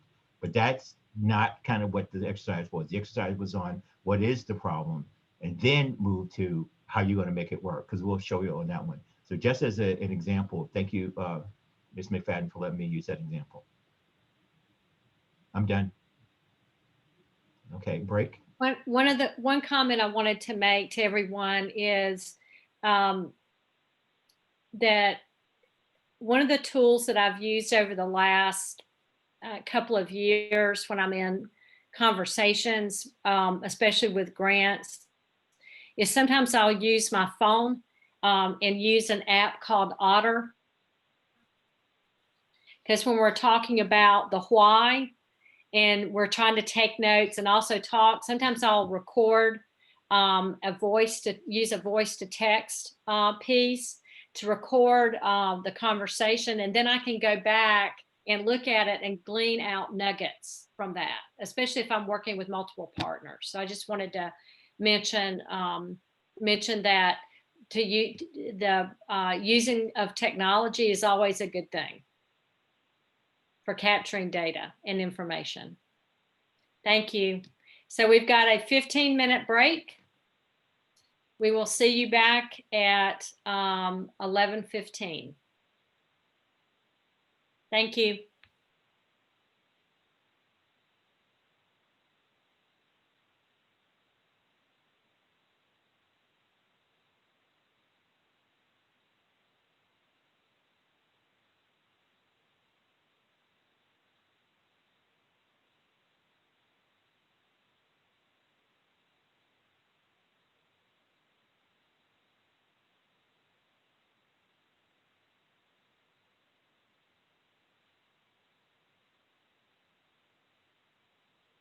Of significance, the levels of significance and types of significance, as you all have maybe identified. However, the focus needs to be pretty much on what it is that you think, based upon the work that you are proposing to do, how you whether you want to study, examine, or assess the challenge, because sometimes it's not even a study per se or a project per se. Sometimes it's you're applying for funds that will help you to evaluate what it is you're trying to do, and we'll cover that in a minute.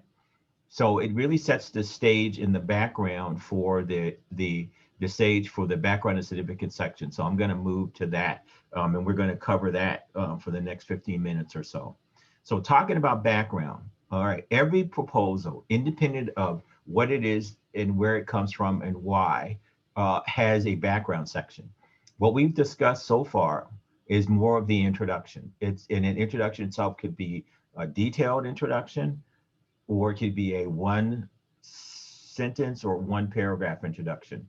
And a lot of the things that we covered, the but why part should definitely be covered in that part. Now you have to justify and show you understand what it is that you are asking about. And so that's what the background section is going to do, is convince whoever is looking at your proposal is why they should be interested in it, and pretty much the same way you're interested in it. Because remember, many for not-for-profits like yourself and many of these groups, a grant proposal is as much of an advocacy document as it is a request for support. And let me repeat that. For the type of proposals that you all are interested in, it is as much of an advocacy document or a passion document as it is for you to get support or resources for what you're trying to do. So you need to keep that in mind. And the reason why I bring it up that way is because advocacy, like your passion, is not a one-off. It is a marathon and not a sprint. And it also, a lot of times, has no boundaries. In other words, then there is no time, we're going to advocate for this long, for this period of time, and then we're going to move on. It's generally a lifelong type of thing, because we will always have these challenges. There will always be the things we're passionate about. There will be there for our existence. You know, many of us have been at it for decades. And while we have made progress on a lot of these issues, we still have a long ways to go. So that's why it's important to be able to put these things into, or put your advocacy part into that, and think when is the best way to structure this so that they build on one another. And so what your background does is background sort of allows you the opportunity to put together information that will be provided to whoever is reviewing this, a more substantive way to talk about the justification of why. So it's a brief statement. In some cases, it may be longer, but it's a brief statement of what is to be covered in the section. So building on your first section, so building on your background in the work, it demonstrates that you have a really good understanding, a really good handle on what the nature of the challenge is. So just like if it's a new idea or if it's a new area, you have work. And do, for example, the idea where you want to look at the question of of employment among persons who are homeless. We know that's been there for a really long time. However, understanding it is still, because it still exists, we don't have the level of understanding we need, and the reason is why not. And then how have people begun to adjust this? So the why not has been answered, but we also need now to say, demonstrate and expand on that why not. This allows you to do that and demonstrate your understanding to the funder, is to address them. So they're saying that. So you're going from, here's why we think we've narrowed down what we think are the root causes of this challenge. Now we're saying, okay, here's what we've observed, or we've documented, or pulled from other sources, what others have done. This is how we understand it to the way it exists today. And then here's why we think you should support us in our efforts to do this work. So this slide walks you through a very straight three things that will allow you to put as clear as you possibly can to the funder about this work. Now, it continues to answer the question of why interested, but it also gives you an idea of the brief historic and current information. So again, majority of the issues and the challenges that we face in the work that we do are not new. That would be, you all know that. It's not like this, that you all have, you all are in agencies or you're in programs and everything. That reason why you're there and reason why they exist is because the challenges that you were trying to face, they came out of something. People just don't out of the blue, as you all know, decide I'm going to do a program on that or this. It's because there is a challenge or an issue that we need to deal with.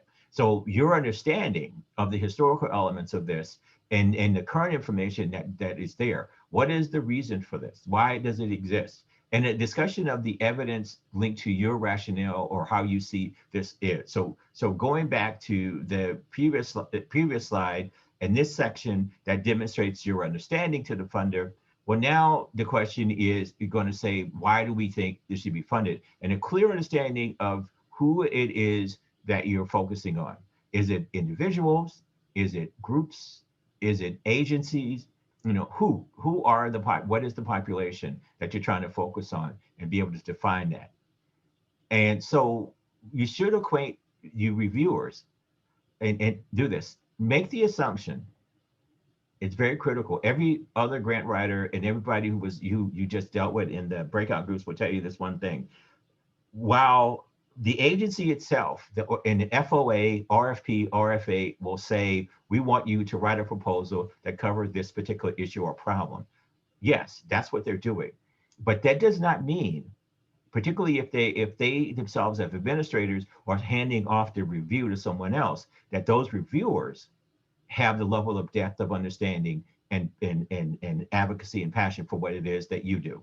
So now you have to take advantage of that and provide them some level of education about that. So provide information that's relevant to them, not overwhelm them, but just enough so that they can be on the same page as you as understanding what the problem or the issue is.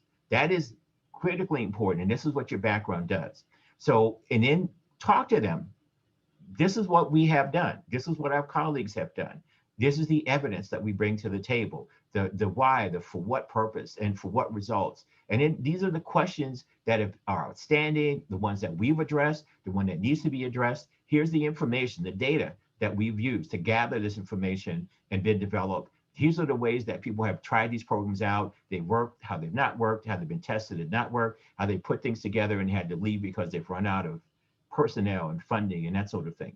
You know, so it's a unique issue. We are in the period of time right now, for example, where we know what to do. For example, we know what to do in terms of making sure that people have PPE and supplies and that sort of thing. Well, having the PPE and the supplies and everything is great, but that's not the end of the story. The end of it, we know we need to have the personnel who know how to use this and take care of this. And the challenge is that is where we have a finite resource in our time dealing with the COVID. The COVID is making, you know, not allowing for what we previously ways we've been treated in infectious diseases and everything else, because the persons who are carrying out the work, need to do the work themselves, are getting the COVID, and it's reacting to them in a different way. So that is kind of a way to look at this. And if we go back to my early example, you know, that we had on the young adults with asthma, and we're trying to link our urban-based program to a rural-based program, then we need to present to them the way people have sort of adapted and use that in the field. So what have they done? And then what is the previous work that they've done? And what the work we have done and completed on that. And then this is where the catcher is. This is where you have the opportunity to demonstrate that your unique way that you're looking at this particular challenge compared to the other 150 people who are applying for the same thing, where that goes, where you identify what the gaps are. What is the gaps between what we know or not, what we know and have accomplished, what we need to accomplish in terms of that, and then how we can get there. So I define gaps that is known based on your critical assessment of the existing information as well as that. And as this information includes those parts of what's been covered and what needs to be done. So in a nutshell then, what you're trying to do with the background is you're trying to use that to enhance or expound on the the information that we covered in the but why part and in your introduction, and then focus the reviewer on not only to get them to better understand what the problem or the issue is, but also to understand how you understand it, what your thinking is, how you've come to enjoy that, and how you've come to the conclusion and that what you are going to propose to them methodologically and otherwise is how you think this should be addressed. And then all the reasons why and how that's going to be covered. So that's what your background section allows to do. It answers the why, so what, how it's and what do I think how I'm gonna make it work part. So that's kind of what your background is. So any questions on that?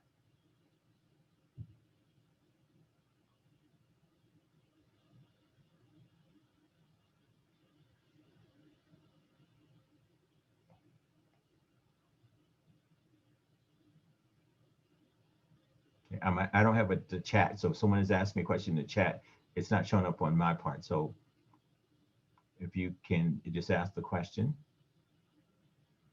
I don't see any questions in the chat.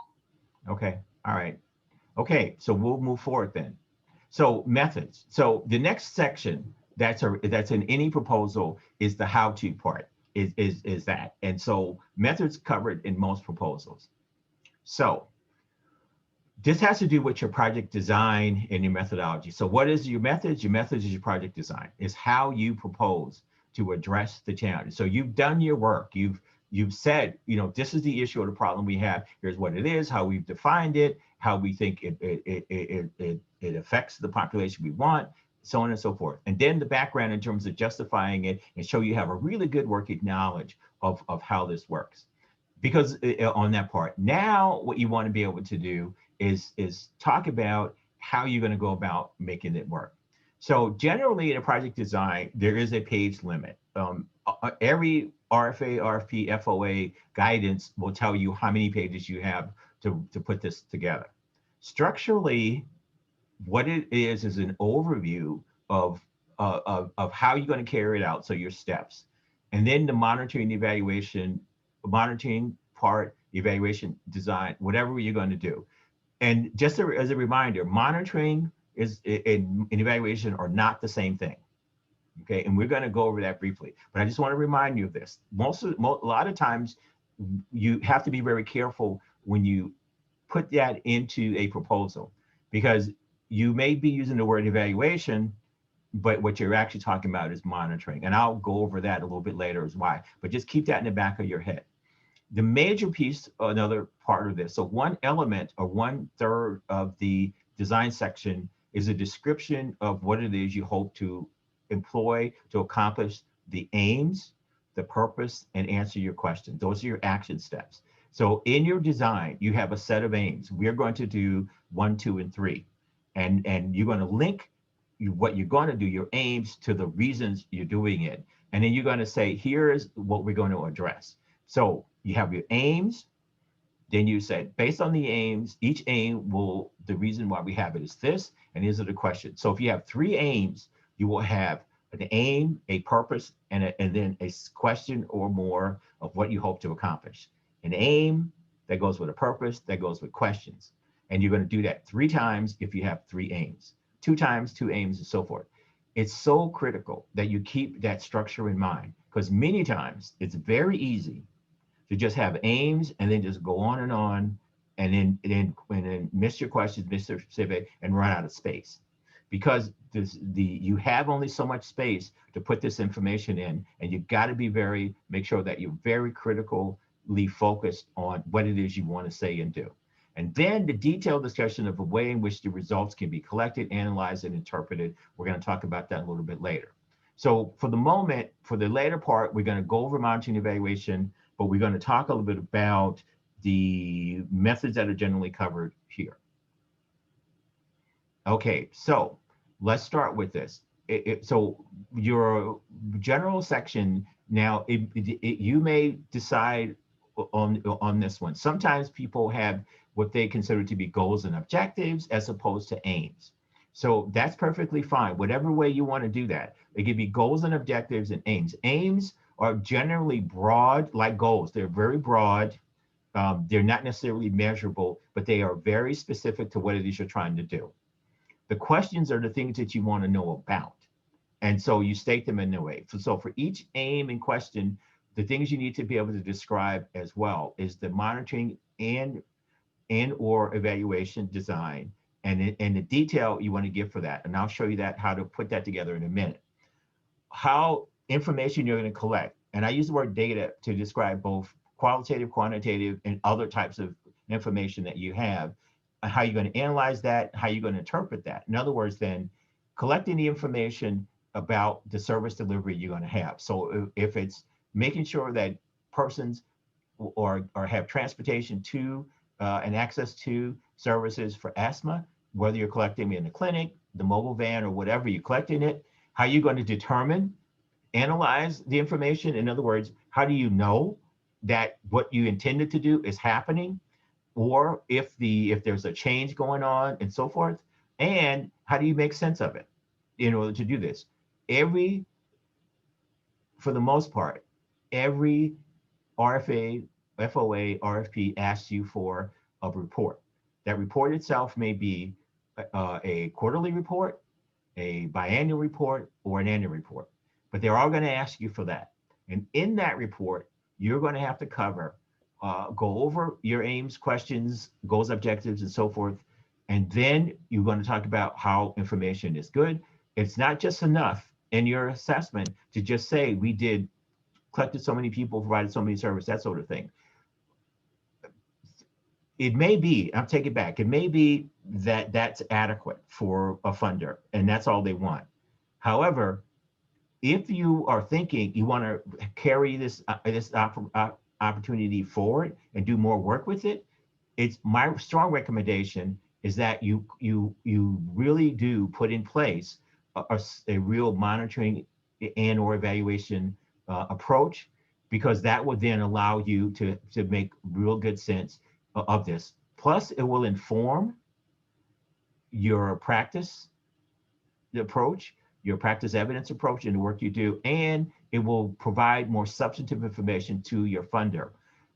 And if the funder at the end of the day has you and 5 or 6 other people that they're looking at to refund, and they can only refund 2 of you, the one they're going to pick is the one that gives them the best information and it's in line with what they're going to do. So it's to behooves you to provide and to put into whatever you do, even if it's a small thing, some type of monitoring or evaluation part, and it should be on just not showing just the numbers. It also should be some analyses of what it is, some rationale for why you're doing it, how it's linked to your aims and objectives and so forth. Persons on this call who've been successful in getting renewed on their proposals will tell you how they've done that. And they can tell you that most of the time reviewers are that. So any methodology that you have that will benefit you, you should include. So in regards to methodology, my recommendations are these. Your methods, should be appropriate to address whatever your stated aims, your questions are that you are familiar with and that are well established. In other words, then, if the idea is that you're going to collect information on service being delivered to persons living in rural areas and their families of children and adolescents who have asthma, and you're trying to improve services, then what are you trying to do? What question you answer? And then how is the best way to get that information? Is it doing interviews with them? Is it doing observations with them? Is it providing them with an assessment questionnaire? Is it leaving the open? And however you want to structure that, you should do that. Innovative methods, is the why you were chosen. Remember we said about innovation, that it is going to be unique and impactful.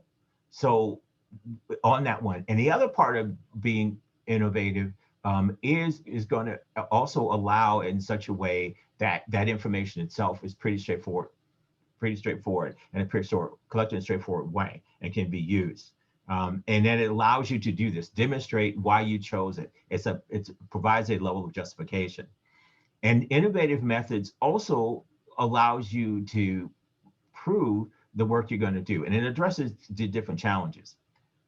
Let me just sort of add this to this. So when you're looking at innovative methods, go back to your background section and look and see and talk a little bit about how others have approached what you're trying to do.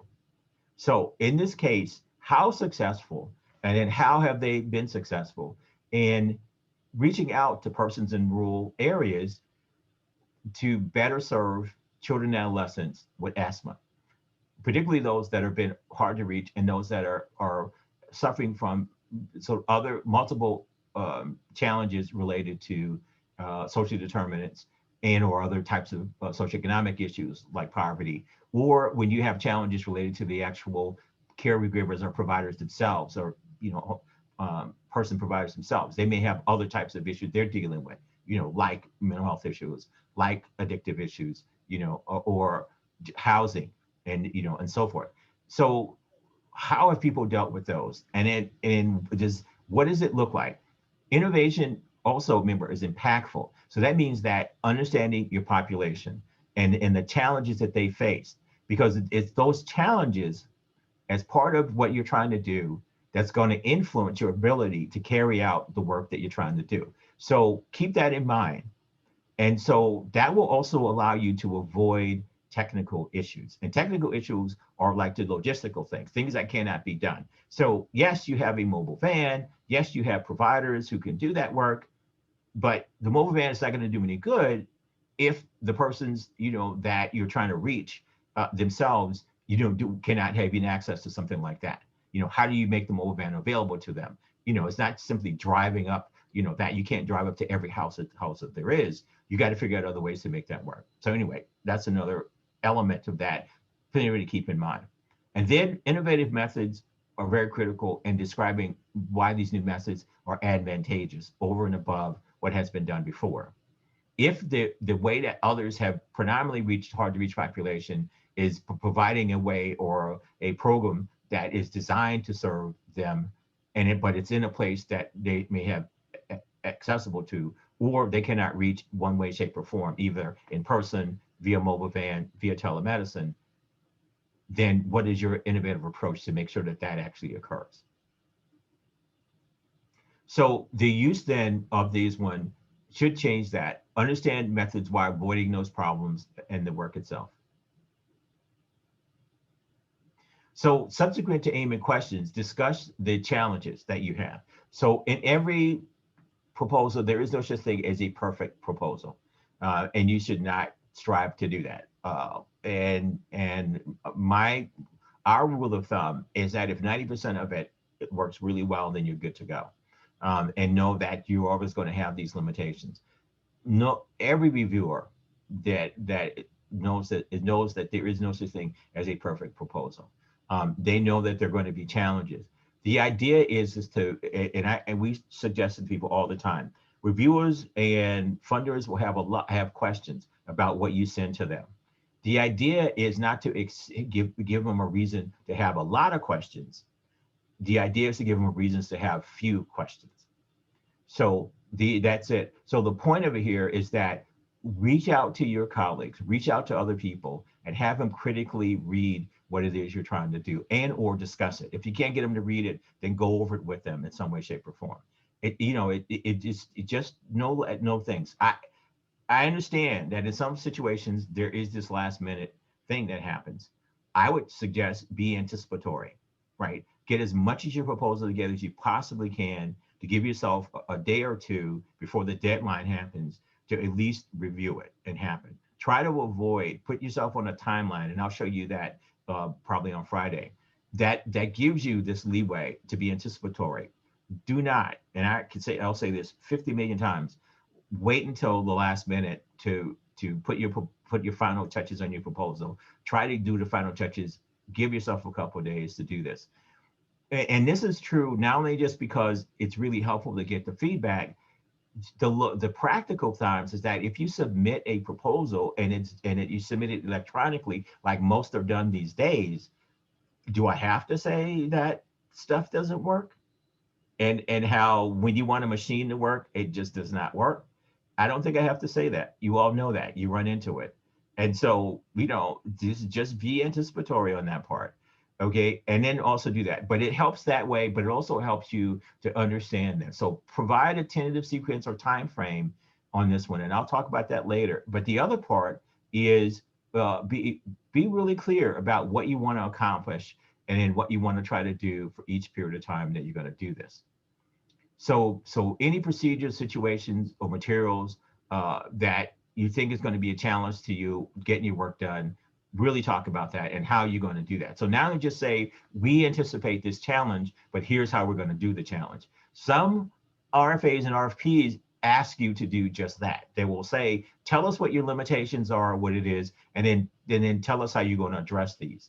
So that means that you have to really be straight up about this. So if you know that it's going to be a challenge for you to reach this limit or the number of persons you're trying to reach, and that you have a solution of how you might overcome that, better for you to talk about that and say, you know, we know this is what we approach. It may not be perfect, but we think it will work, than to not address it at all, or to come up with something that is deemed by the reviewers, we're not sure how that's going to work.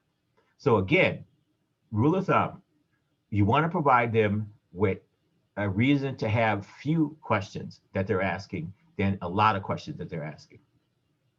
So spell things out in detail, demonstrate the application that you can accomplish this as planned. It may seem really simple, really straightforward, but majority of people reviewing your proposal are always giving it the feasibility test. Is it going to be something that can be accomplished given what it is that you provided to them? And when we talk about logistics, I will talk a little more about that, because they're looking at everything. Remember, reviewers are going to look at your whole proposal if it makes it that far. And so that means they're going to integrate all elements of your proposal, everything from whether it's a good idea, whether it's sound and so forth, to do you have what it takes to get it done? And that means your logistics, your personnel, your budget, your physical location, the people you're trying to reach, so on and so forth. All right, so in regards to methodology approach used, you got to be really clear. It's very straightforward. Explain in your own words, and as simple as you possibly can, what it is you're planning. Explain the rationale for the particular approach that you're going to use. So if you're going to use community health workers to staff your outreach program, then talk about why it is that they're a better way to staff it than, say, using a way to call people, to reach out to them by phone or by media or by some other source. Why is face-to-face so much better, you know, or some semblance of face-to-face so much better than reaching them without talking to a person or not? Those are important. Exactly how the techniques will be used. Okay, so these days, reaching out to people through telehealth or some other means because of the COVID, we have to begin to think about how that's going to be used and how's the best way to do that. And then what techniques we're going to use, what resources are going to take advantage of. And as Ms. Lizanne Roberts talked about, is how technology can be used to make that happen. You got to think about this and make it work. And then if you're going to do face-to-face of some type or another, then what are going to be the appropriate steps you're going to take to make that happen and why? So call attention to the difficulties or challenges that you can accomplish, and then what type of approaches are you going to propose to address those? And then provide alternatives. You know, always have a plan B. You know, you have plan A, this is how we really want to do it. This is what we want to work. But plan B, if plan A does not work, which is where you talk about your potential limitations or whatever you're going to propose. Almost every reviewer understands that there is no such thing, as I said before, as a perfect proposal or a perfect plan. And because that is true, then they will expect that you you have a good enough understanding of what it is you're trying to do. You're competent enough to understand this, that you're going to provide them with a reasonable and viable alternative. Reasonable and viable alternative. And I cannot stress that more. So you should be clear throughout your description of your plan activities. Let me go back for a second. You should be clear about your description of plan activities, that you will talk about difficulties and challenges in the work you're going to do. and how you're going to do this, how you're going to carry it out. The other thing that I think is critically important, and again, this is something that as a reviewer you look for all the time, is on the logistics parts. And it's the beginning of this. We'll cover this in much more detail in our next section, but we're going to talk a little bit about this. Should be clear throughout description of how you're going to either monitor or evaluate your activities. And that should include a restatement of what the questions are, specific aims, objectives you're going to do, restatements of your aim objectives, and then asking yourselves, are these SMART objectives? Now, here's the part. In the monitoring evaluation part, I'll discuss it in a second. So keep this in mind. The question you're going to ask is related to and is linked clearly to the why answer that you had. So what is the issue? What is the problem? What is the challenge? And what are the questions you're going to answer that? And then, as I said before, what you're trying to do is assess what the gap is between solutions and everything that's already been done and in things that have not been done and tried, and where you're going to fit there, that you're going to move this. And your innovation, the impactful part of your innovation, and that means moving the needle, how are you going to do that? And it may be that you're just going to assess something and you're going to make sense of it, and all you want to do is understand it better. Perfectly fine. You're not going to do an intervention to change. That's also perfectly fine. You just have to be very clear about it, right? So if the RFP is asking you to better understand something, then that's all you should go. You should not say we're going to do an intervention on it. But if it's asking you to do an intervention or provide a service or to make it on that one, then you should go ahead and do that. So just to be clear, if an intervention is something you think about because you want to see change. So if you want to reduce the number of persons that are homeless, who are unemployed, that means that there's a number. So if the number is 79% of all the homeless persons in your part of the city, county, or whatever you're working on, are both homeless and unemployed, and we want to reduce that number to 70%, then you're going to come up with a set of activities or interventions to reduce that number. And you're going to bring it down. You're going to outline that as part of your proposal. However, if you don't know what the baseline is, you just know that from anecdotal information, whatever, you know that your homeless persons, there is a potential that many of them are unemployed for whatever reason, and you don't know what those reasons are. Then you write a proposal to better understand that, better get a sense of the answer to that. You may come up with what others have said and other reasons why, but for your particular unique population, you don't know what the reason is, and you need to find that out, first of all, before you move into designing an intervention. So that's critically important. So whatever direction you're going to go and whatever your emphasis is going to be, that's do that. So you still have to have the SMART objectives, and we'll go over that in the next section on monitoring evaluation, which is more of an introduction. It's not a full-blown trait then, but it's the basics. It's some of the basic stuff that's really critical for you to know. So we're going to go over that. So your early part then is that the description, it should be a definition of indicators of what's you see of success or failure of what your goals and objectives. What do you, in your own words, would do that? Now, here's the way I suggest you approach it. Ask yourself, if we carry out this work based on the funding that we get, what will tell us of whether or not we've accomplished what we said we were going to accomplish? And then how will we address our goals? Remember, your goals are your very broad ideas of what you want to do, your aims, what you want to do, and your objectives, which are very measurable. That will say, we started here and we've now made changes and we're going to go here. And you want to work on that. And then how you're going to measure those indicators, right? Because the indicators are the definition of success. And then how are you going to measure that? What tools, what information you're going to use? Is it going to be, you're going to observe people, you're going to use records to do that, you're going to ask questions of persons, how? You're going to look and see about, looking at equipment use, so on and so forth, if you're doing that. And then the type of data you will be using collected, what type of it is. Is it quantitative? Is it numbers? Is it percentages and so forth? Or is it qualitative? Is it records? Is it open-ended information? And how are we going to do that? And then how are you going to document that to be able to answer the very first bullet, which is tells you whether or not you've achieved what you said, the success you said you're going to do.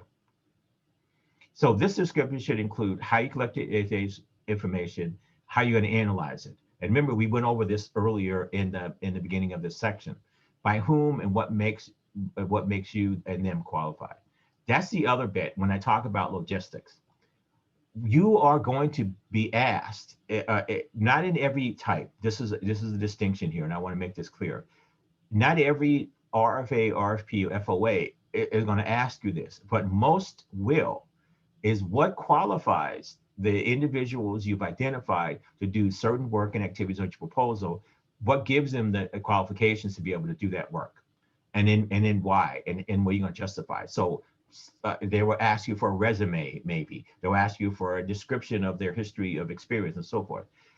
You should be prepared to be able to do this. Now, the advantage, you have an advantage if you've worked with this agency before. If this is a small agency or a small funder and they know you and they know y'all really well, they know that, and they know the great y'alls really well. Well, that's cool, because then you have to do less of that. But if you're applying to an agency for either first time or reapplying, you still need to provide that information, particularly because, like I said, most will ask you for it and provide that in a very succinct or drawn out way. Federal proposals, by example, will ask you for a full-blown bio sketch of one type or another. Smaller proposals, say from the state or local or some philanthropic organizations, will not ask you for that much detail, but they definitely want to know if the persons that you are doing are expecting or saying going to do the work are qualified. So that's one reason. The other big reason is you yourself need to know that the person that you're going to assign this work to is qualified, because it happens. And all of us it happened to all of us before, one time or another, where we thought someone that we have assigned a critical part of our work could do the work, and we find out that not really on that one. Not only just they're not qualified or the skills and knowledge is not there, but the other part of it is how well they work together. And I want to emphasize this because a lot of times this gets lost in the whole thing of this. You could have someone on paper who's extremely qualified to do the work that you have, but how well do they work with you and your group and your team, right? Because you've seen these people where they come in and then they're on board and then they're not on board. So what happened? Well, 9 times out of 10, what happened was they just did not fit with the group that they're working with. So one of the things you want to be able to do, particularly if you are in charge of putting these together, is you want to be able to find personnel who have knowledge, skills, and everything else, but they also would be a good fit for that. Just like you screen people when you hire them for the job, screen them to work on your projects with you as well. So that's just a side, but I know that's critically important. All right, so getting back to what we're saying. So monitoring, as we're going to get into, is different than evaluation. Monitoring allows you to get a clear description of what it is that your research or your project's implementation is going to do. So it's a statement about relevance, a statement about what you plan to do, and also kind of how you want to pull things together. And so moving into the part here, I'm going to take a moment to say this. So I will try to walk you through a basic framework for doing monitoring evaluation of this. And this is essentially what goes into your proposal. It's not how you do it, it's what goes in the proposal, the kinds of things you need to cover.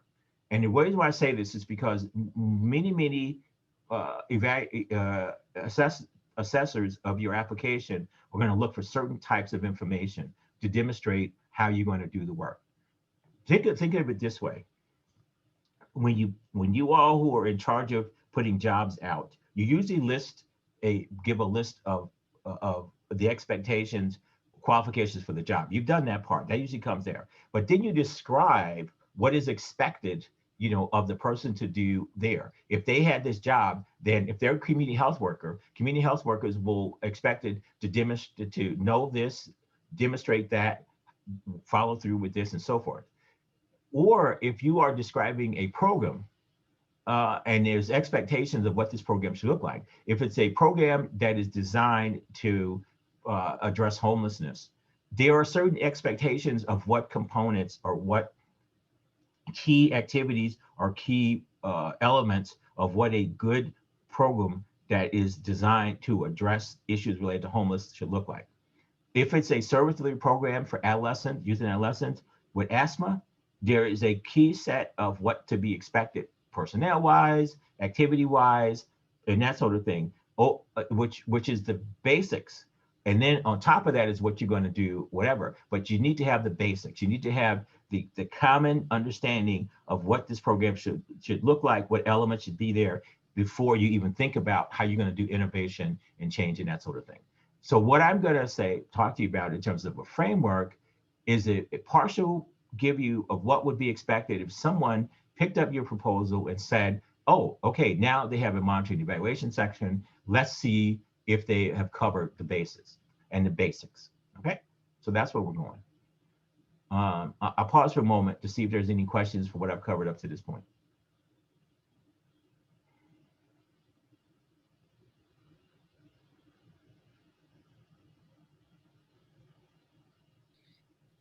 Dr. Telfair, we don't have anything in the chat. Okay. This is a lot to take in. I know, it is. That's why we gave it a tweet out. Okay. We will come back to this. So let me just, on Ms. Roberts' point. So we will have time for discussion. The thing that I want to remind everyone to do is this is why we gave you a copy of the presentation as a whole. We do want you to take the week to look over everything. Write your notes down, bring it to you, because the other part of the agenda, as you saw coming up on next Friday, when we do this, is that we have a big piece in the beginning before we start the discussion for you to ask any questions you might have. So I would encourage you individually, and then go back with your group or whomever you work with to look at the information, because it is a lot, and there is a lot of information, but it's the kinds of things to know. So take time to do this. So if you don't have questions for me today, write down the ones you have and bring them with you, and then we'll go over that. And Ms. Roberts, Ms. Suzanne will conduct that session at the next one. And then of course, in the interim, our contact information is there. You can also email us, and contact us, and then we will provide that. So just so you know. All right. Yes, ma'am. I do want to mention, Dr. Telfair, that into the group is, and I put it over in the chat, on the CGIC website, we have we have a lot of data, of course, that is there, but we also have some data tools that are listed under resources that you can select an indicator, and it'll tell you what, for instance, the poverty rate is in Savannah. And then you can say, okay, I want to impact that by 10%, and it'll give you some other metrics to go by to say, okay, I'm gonna do X, and then I need to focus on this many people. If it's improving reading on grade level, you can select that indicator, and then it'll tell you, if you're going to impact that by 10%, how many children that you would want to focus on, for instance. So there are different data tools that are there that I'll be happy to help anybody with, should they want to explore that. Okay, and then the other thing that I would also encourage, there's a number of people, particularly those that have overseen and helped conduct the breakouts. If they want to make a comment like Ms. Lizanne Roberts, please feel free to do that, and I'll stop and let you make a comment if there's something that you see that wasn't adequately covered, or you think there's more information can be done. Please feel free to do that. You don't have to just sit and listen. Okay, all right then. So we're going to move then to the next section. We're right on time for this. So then move to the next session, which in your agenda is the evaluation framework, and do that. So this is a little complicated. I should warn you in advance for you all who are not familiar. but I want to do this. So I want to just go over this. Remember, this is the basics. So program monitoring evaluation, or M&E as us in the profession calls it, is really the process that you're going to use for assessment and evaluation approaches. And they are both the techniques and the knowledge and the kind of information you're going to use that allows you to make sense, or those that you are talking to make sense of what it is you're trying to do.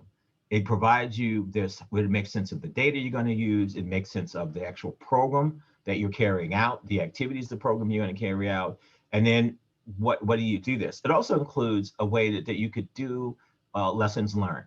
So you have information, you carried your program out, you put things together, and what have you learned from that? And what do you need to do this? So it's a means by which you can both at any point in time take a step back, take a look at your program, look at your information, and then make adjustments to improve it. Because at the end of the day, the big question we're all trying to answer in the service that we do, particularly this work, is not only just did we carry out the steps of the program that were put together, but did that program make the difference we thought it should make or think it should make, or the difference that those who are supporting us think it should make?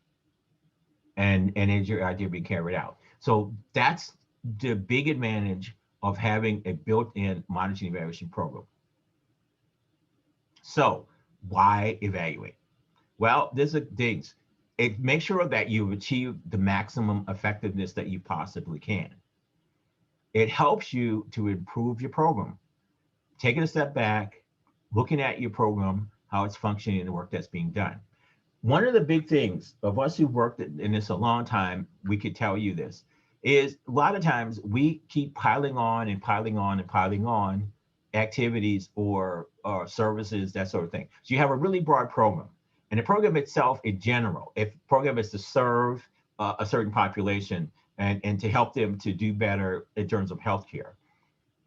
But you realize that it's not enough just to make sure they have access to good healthcare, because they have other types of social issues, physical issues, environmental issues, and so forth, that also influences or confounds in some way, shape, or form the ability to receive and benefit from the service you're providing, or the program you have. So within that program, you have a service that's designed for health, a service that is now designed to address, say, food issues or nutrition issues. And then, you got also then something that deals with housing, and then something that deals with, mental health issues and so forth. And by the end of all of this, you start off the program, and then 8 or 9 years later, you realize that you have a big, large program that initially designed to do this, and you have all these services. And all these services, they overlap and everything else. And you're just not really clear at the end of the day, am I really making a difference? So by putting in place a monitoring evaluation system, it allows you then to answer that question: are the services I'm carrying out making the difference I thought, and or either working the way I thought they should, or making a difference the way I think they should? And also then it helps you to make the decision, keep, toss, modify, which is the other service thing you want to know how to do. So it enhances the standing of the program itself, and it gives you an appreciation of the extent of the effectiveness to not only to you, but to your clients, to the people that you're trying to serve. It demonstrates the impact of your program to the funders. So that, like I said, most funders have, even if they even don't state it, have a greater appreciation, particularly if you're trying to go back to them for more support, that you can demonstrate what you have done. Now, one of the things to keep in mind is that you will see in some RFA, RFP, FOAs that they don't ask you for a monitoring evaluation program, and it depends a lot on who wrote that. I would just say that, to me, that is a unfortunate missing piece, because many persons that I know who do programs will provide what is being asked, and because that's the most of what they can do. However, if an evaluation is not asked for, then evaluation should not happen. But as someone who is a professional evaluator, I could tell you majority of the programs that I've been asked to evaluate are programs that are already up and running.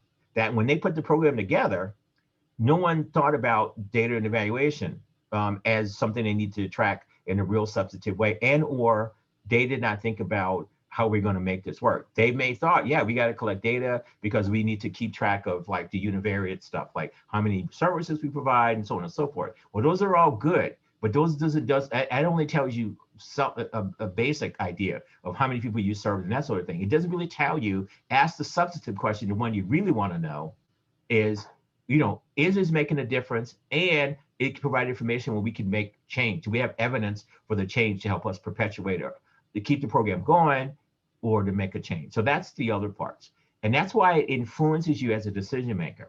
So back up, I would say, even if the program itself, when you get started, does not ask you to do that, you should be thinking about a monitoring and evaluation component of your program anyway. And again, as someone who's been doing this for several decades, majority, I would say 80 to 90% of the things we evaluate are programs that are already been up and running anywhere from 2 to 10 years, and so that means that we are essentially being asked to put those things together like that while the train is already moving. So hopping on the train when it's already moving. That's fine. That's what we do. Hey, it's what we do. However, I would just say for you, if you could be anticipatory in your application, your grant application, that this is something you could do that. And it's in most, even when they don't ask you, if you say we want to put in place, a means to assess what we want to do, even if it's a logic model that has goals and objectives assessment in it, pretty much every funder will be very, very appreciative of that. All right, so program MBE. So these are, you should plan to have documents and program inputs. So the inputs, what are the things you're looking at? The services you're providing, the people that are coming, that are there, the personnel that you have, and so on. And then you're at the program activities. What are you doing? If it's prevention, if it's deterrence, is it service provision, and so forth. What are identify the gaps and the challenges to this? What is not being done? What are the things that you would like to do? Can you go back to activities? It's kind of going like really fast. So Okay. Dr. Telfair, if you could just go back to that, I'm sorry. Which part? This slide here or the previous one? No, the slide we're currently on, but Okay. just the inputs and activities again, sorry. Oh, sure. Okay, sorry about that. Okay, so inputs then are the types of things that you look for about a program itself. So your personnel, the amount of resources that you have, it could be as anything as basic as where it is you conduct your program, what kind of inquiries you have, and so forth. So those are the things essentially that you need to make the program happen. And so you plan for those and you document those, how they work. So in other words, you're able to track, your personnel, the training and things. You're able to track what resources you have available to you. And then you're able to track kind of what are you being for oversight. Like you have an oversight committee. That committee itself provides input to you or information to you or advice to you on how the program is. Okay. All right. So then you assess activities. Now, we all know there's a difference between a program and activities. A program is the overarching thing you're going to do. So let's take, for example, Front Porch. Okay, you all are familiar with Front Porch. So Front Porch has, if we understand it correctly, it's a program designed for the diversion, which is designed to make sure that multiple opportunities for first identified young persons, and forgive me if I describe that part wrong, who will avoid coming into the bigger system, like going into juvenile detention or some other not so great things. And they work together. Their inputs are their partners. So education, juvenile justice, so on and so forth. Now that's the program. Now, how they do that are the activities. They have counseling as an activity, education as an activity, early identification based on working with the law enforcement as activity and so forth. So those are the activities under the program itself. it's important for each one of these to be able to identify what are the challenges for the program for the activities to be carried out. What are the things that are working well and not working well? So what is working well and what are the gaps? And then what essentially will we have to do to troubleshoot to resolve what are the challenges that has to be done?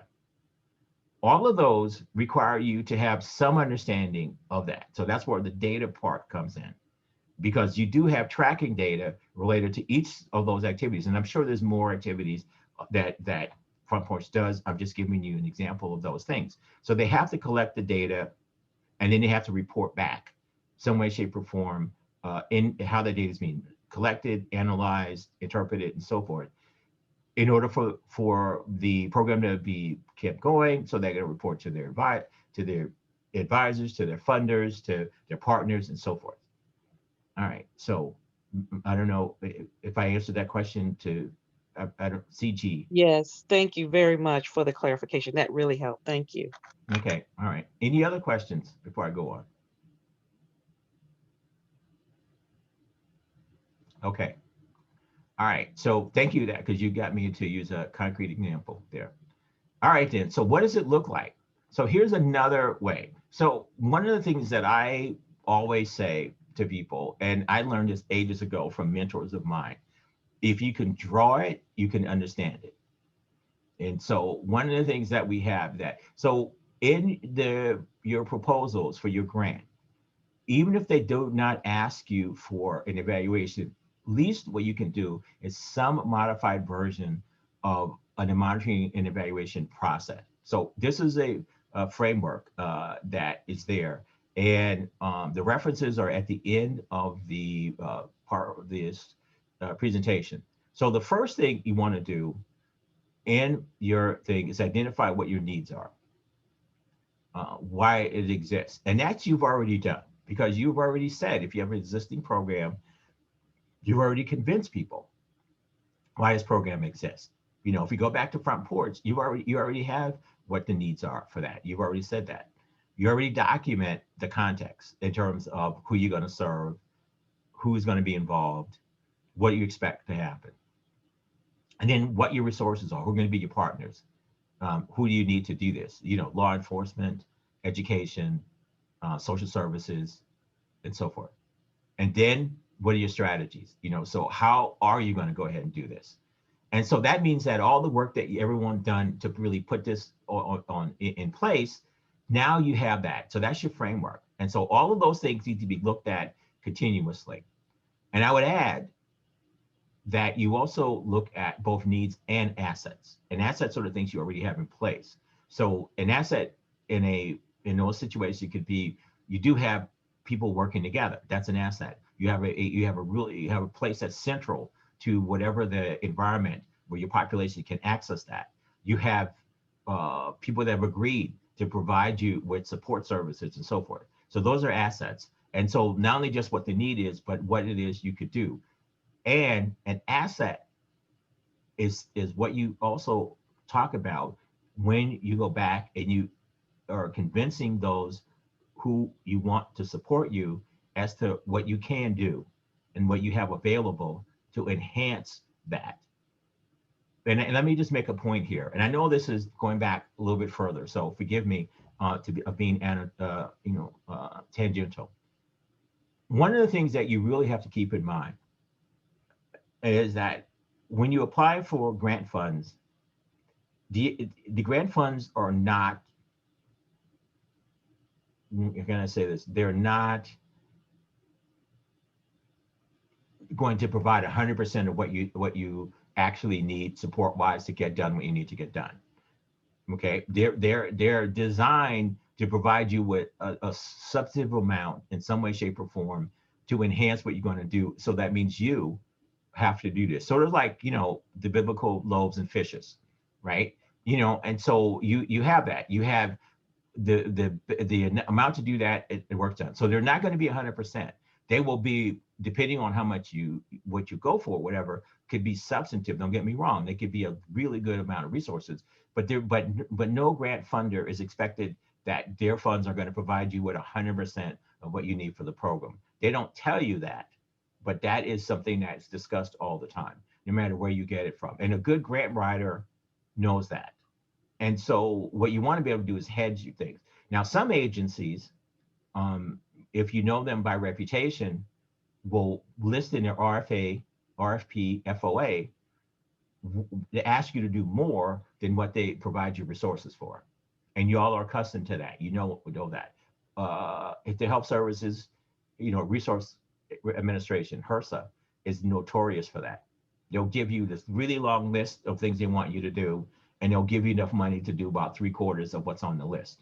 And then when you get the money, they'll cut you 10% more to do that. So you got to keep that in mind when you're looking at this. And so when you put your monitoring evaluation together, you have to keep in mind that you're going to be able to assess and look at most of what you have, but there are going to be areas where you're going to have to say, how are we going to make this up?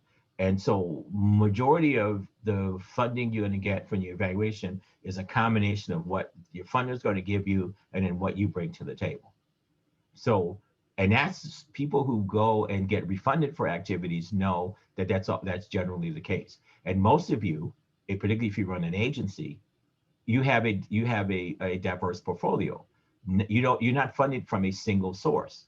You're funded from multiple sources, or else you wouldn't be surviving anytime, because that's just not a good model to survive. It's just to get your money from one place. So keep that in mind when you put your proposals together, and when you're talking about to the funder of how you can utilize the resources they're going to give you, is that those are going to be used primarily for what they're asking you, but they're also going to be enhanced by what you have, and you can demonstrate that way. All right, so that's an aside, but it's relevant here. So this design just kind of shows you outline-wise how to do this. So you defining your goals and objectives. You're going to provide, the evidence that you need, where it's going to come from. And I just give you a few examples there in the third column. And in the last column, what are you going to make sense? This is how you're going to interpret the information and put your reports together and your results. And remember, every proposal or every assessment, even if you're going after it yourself, even if you decide, I have an idea, I'm going to reach out to an agency, I'm going to ask them for resources, you should always expect that they're going to ask you then to provide a report, because everyone wants to know how the investment, which is what a funder is doing, has turned itself out. So in your monitoring evaluation, here's another way to look at it. So why is it important? So first of all, the accountability, and the accountability part here is more monitoring. So did the program achieve its programmatic goals and objectives? Excuse me. And then evaluation, how did the program track and refine its activities? And then what information do you use for the outcomes? And that's all built on the idea that I showed you before, which is in the previous slide, is talking about the knowledge and the gaps in the information and how you put things together. So this is just a very simple way of kind of looking at that and on that way. So this is another like 3D concept of how it might work. So SMART objectives, we talked about that before. Many of you are very familiar with the term SMART objectives. They're specific as to like what it is you're trying to do. They're measurable no matter how you measure it. And so Ms. LaSam Roberts talked to you about go and look at tools that they have. The feasibility elements of that objective itself, in terms of attainability, is it consistent with your goals, values, and mission, and is consistent with the funder's goal, values, and mission? So is it relevant? And do you have a time frame? Does what you're trying to do fit into the time frame that you either propose or what's in the RFA, RFP? So now the process of an evaluation and a monitoring system is important. What I have at the end of the document of the tools that I also will do is this. A lot of times in the world that we live in, we're asked to do either logic models or other type of structure that says, here's kind of what the program looks like. There's a real challenge when you try to do a systematic monitoring evaluation system with a logic model, because it's roughly both an aspirational document, meaning we hope we're going to get this done, and it's usually linked, it's usually not flexible because it locks you into a way to get things done. And then the other part of it is it's usually a fixed point in time. A lot of what you're trying to do and the work that we do, you've got to be nimble. You got to be able to respond in a rigorous way to change that happens, because you all know the one constant about doing the work you do is that things change. You know, the one constant that you're going to see change. And if you don't anticipate or have some kind of structure for that change, you're going to run into some real challenges. And so the tools that I have for you, which is the PTM, which is Project Tracking Matrix, and the PAM, which is the Project Achievement Matrix, are linked to an evaluation system that we have. BTM, tracking, means you're going to look at monitoring, and achievement are going to be the change you're going to look for evaluation. So the appendix that is in your handout is going to cover those things. So when do you develop an evaluation plan? And I'll review what I said before, as soon as possible, right? The first thing that you want to think about when you think about everything else is how you're going to assess the merits of this program. How are you going to know if stuff is working or not working? How are you going to be able to tell the people that you are trying to work with that things work? And the best time to do this is before you implement whatever your initiative or your program is going to be. So thinking about that. Now, like I said, that is not always going to be the case unless it's specifically asked for in what you're trying to do. It may not even exist in the proposal, and your proposal will get funded and you're moving along. And then it will come back and 9 times. And this is why I think I didn't say why it is that 90% of the stuff that we end up evaluating are programs that are already running. Well, the reason is because somewhere in there, somebody, either a program person or a funder, will say, well, we need information about the program and how it's working. And so that prompts, oh, we need to do an evaluation. That happens all the time. That is normal. It's in our world. It's the way our world works. All I'm saying and suggesting to you is, and this is why I'm putting in a proposal discussion, is really, really think seriously about how this might work, and recognize that it's good to be trained how to do this. And a lot of times you don't need to have someone like our team to do this. You can do it yourself by simply learning the fundamentals. And that's why I'm bringing this up here. So it's important to use the evaluation data to improve your initiative, because that's really the bottom line, is you really want to know how things work. So there's 4 main steps to the basics of an evaluation program: clarifying your goals and objectives, developing the questions, developing how you're going to do it, your methods, and then setting a timeline for your activities. All right, so first of all, clarify your objectives, your SMART objectives, each of the things. So what are you going to specifically do, how you're going to measure it, and what you're going to have. Then what are the main things you want to accomplish? You ask yourself this: what are the main things you want to accomplish and how you want to set out accomplishing them? So that what makes it measurable.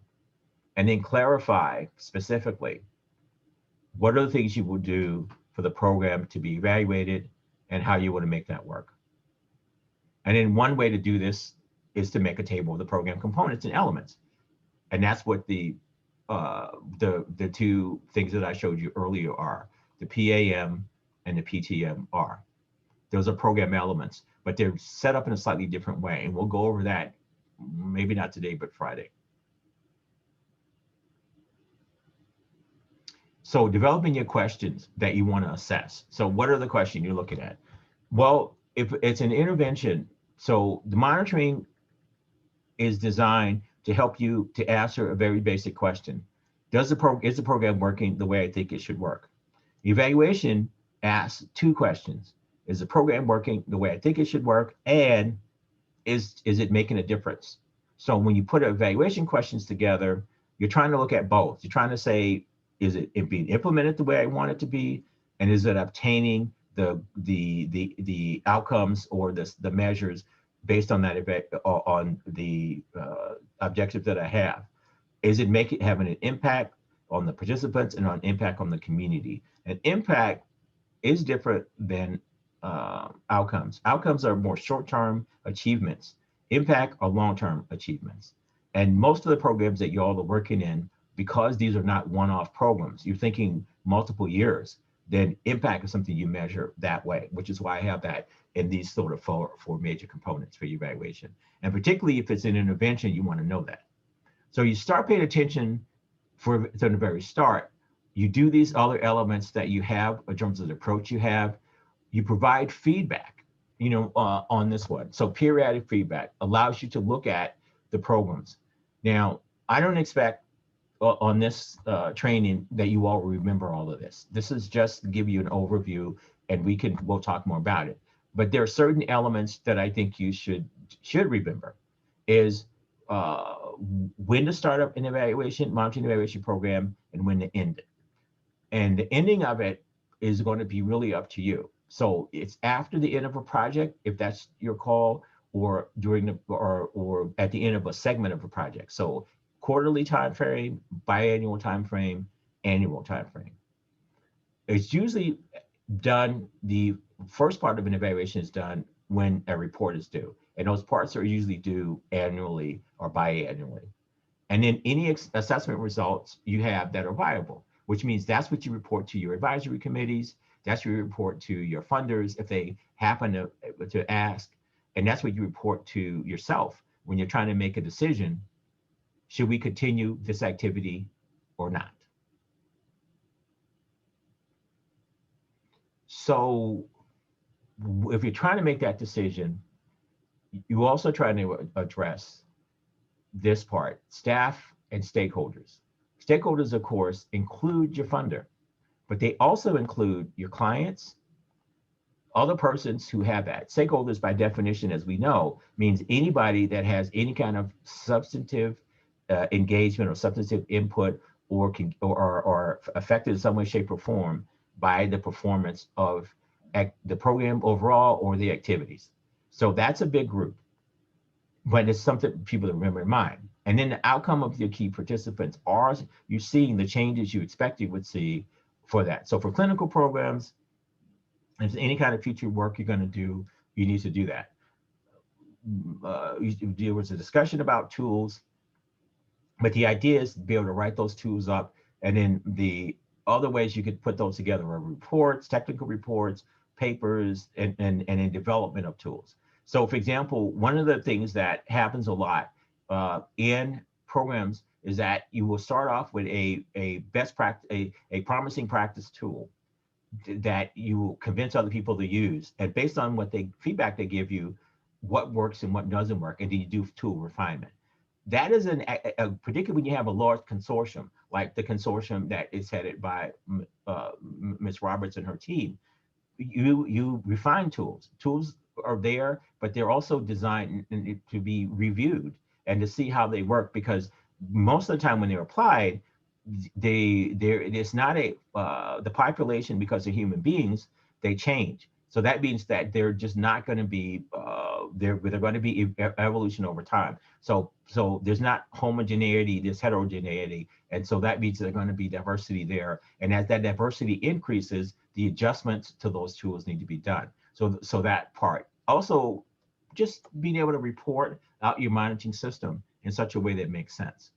So let me just talk a little bit about, a couple of types of evaluation, and then we'll kind of go from there. So anyway, this is designed again to give you an overview. Now, let me go back to this slide and pause. When you are thinking, if you are, which I hope you are, if I convinced you enough, you're going to do a monitoring evaluation, then you need to decide what works best for your program.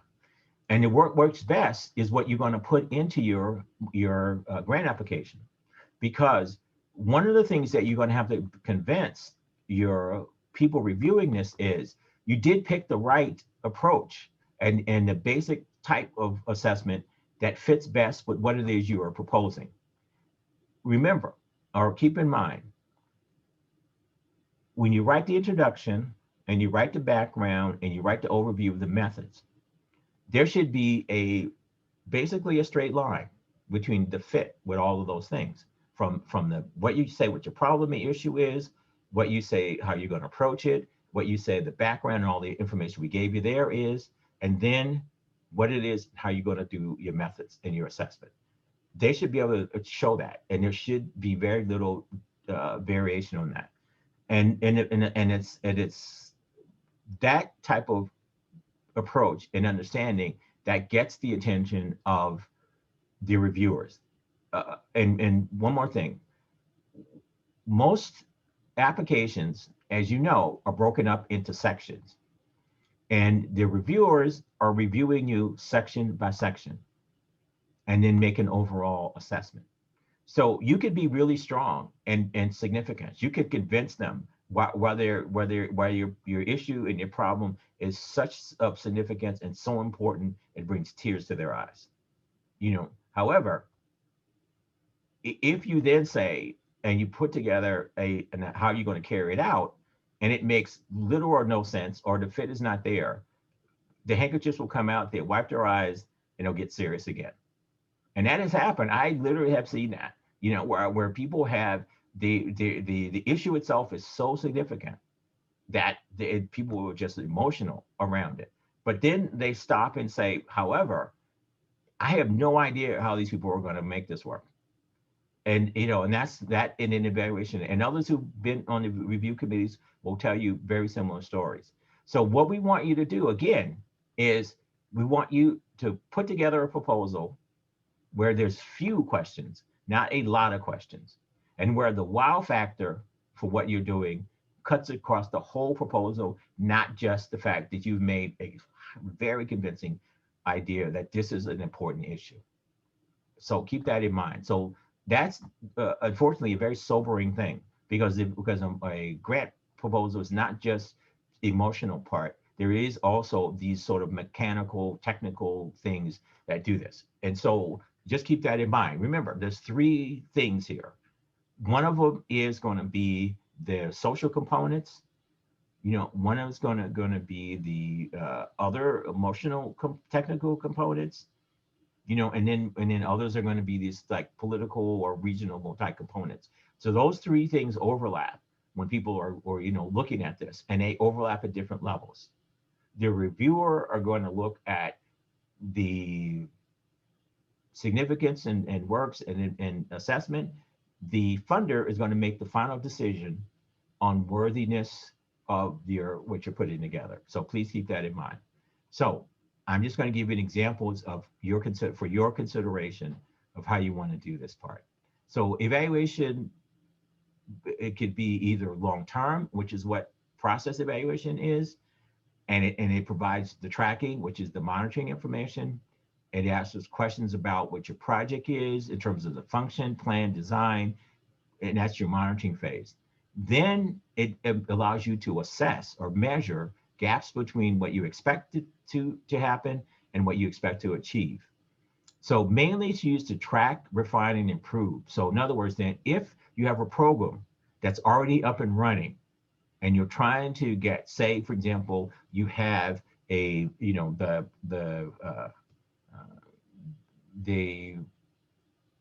front porch program, and it's up and running already, and now it's looking at data and so forth, and it's tracking its services delivery and the type of work that's being done. But it also knows that it needs to refine or relook at some of the services to be able to focus, because the resources themselves are not unlimited. They need to be refined in some way.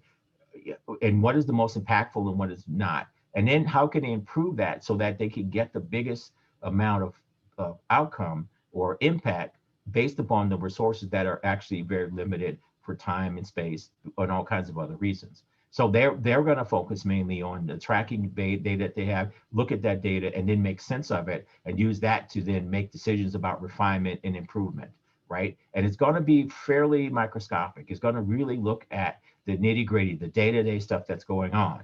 And then it's going to create and give to its advisory committee, its funders and so forth, these ongoing, that. And the nice thing about process evaluation, and it allows you to break up your assessment into these incremental time phrases, monthly, quarterly, and annually. So that's an advantage of that approach, and that's your call. There's another one that is outcome, and outcome is focusing just at the end. It's a one time at the end of a period, like the end of a year, end of every 6 months, and so forth. And it looks at your, again, goals and objectives, and it collects the data, but it's looked at the bigger picture. So it looks at the overall program, for the most part. It could be service-based, but it looks at the overall program. And again, it just is in that time frame. You have to kind of decide, are you going to be more programmatic in terms of your assessment, or more service-based? And it looks at these elements that are there. Now, we talk about this all the time, impact evaluation, which is very similar to outcome. But the difference between that is that impact evaluation looks at your programs over a multiple period of time. And so instead of looking at it at 1 year, it'll take a 5-year scope and say, this is what we have. And it's generally used by programs that are thinking about going after or continuing support for their services. And that's generally by agencies who are funding you, and they're asking the question, what large term, what large scope things, and did this make a real difference? In other words, then they go back and they look at your data over the last 5 years, and say, what does that happen there? So if you're looking at impact, that's what you're measuring. And impact can include both outcomes and process. So keep that in mind. And someone that's working on this can really do that part. So this is the getting on outcome. Now, let me just kind of say, if you put in an evaluation together, this is structurally what it looks like. And I mentioned earlier, what you need to be able to do is put together what people would expect to see, or people in the know would expect to see. What are the components of an evaluation, monitoring evaluation program? And this is generally the anatomy of it. And I like to show this to people because if you understand these components, which are just the basics, then you could put together a reasonable program. I'm not expecting and would not say anything more advanced than this. For the most part, majority of the programs you're going to be applying to in terms of your grants, this is what they're going to have. And they're generally going to have someone who understands how this works.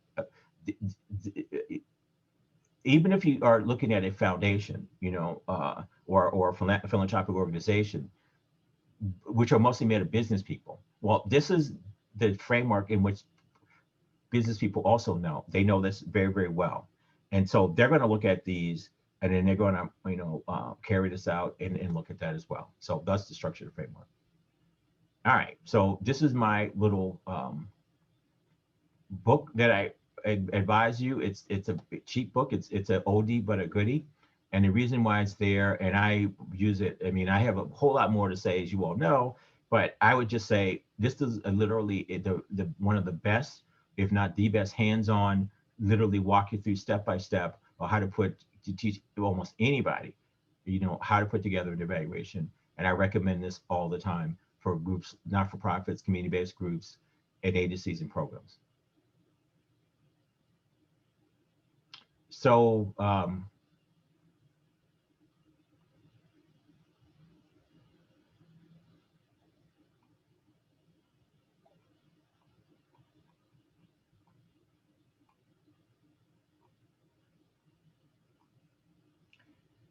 So this is where I'm gonna stop today.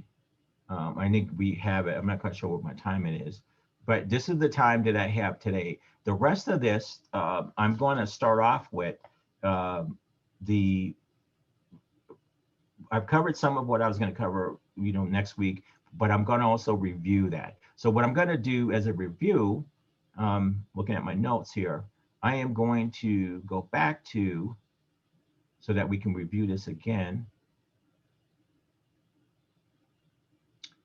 is going to be starting with the basics here. And I'm going to review this again in a little more detail next time around. And I went a little bit over, but I thought it would be good to give you all an introduction and something to discuss. So when we come back to this next week, for this, we'll have that. So I'm going to leave it here and come back to the rest of that for next week. So we'll start here.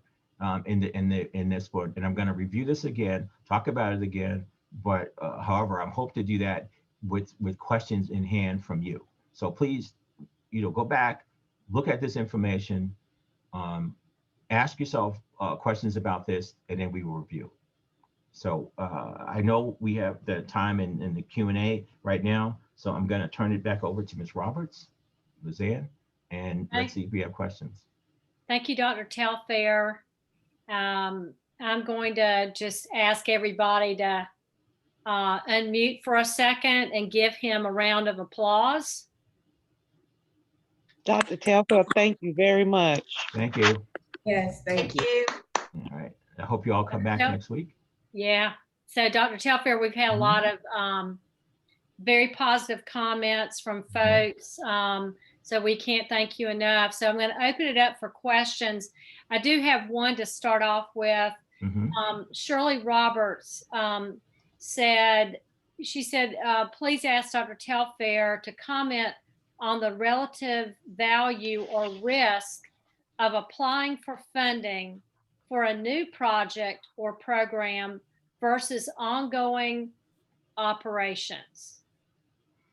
Can you put that in a bit of a context? So let's say, so there are times when organizations go after funding to that are more about operational support, right? Versus maybe looking at something new, doing something new, or thinking about how they may take a systems approach to going after funding, or so if you could say something about that area. Right. So one of the things to keep in mind is that, and I hate, this is so I have to use the word, it depends on this one.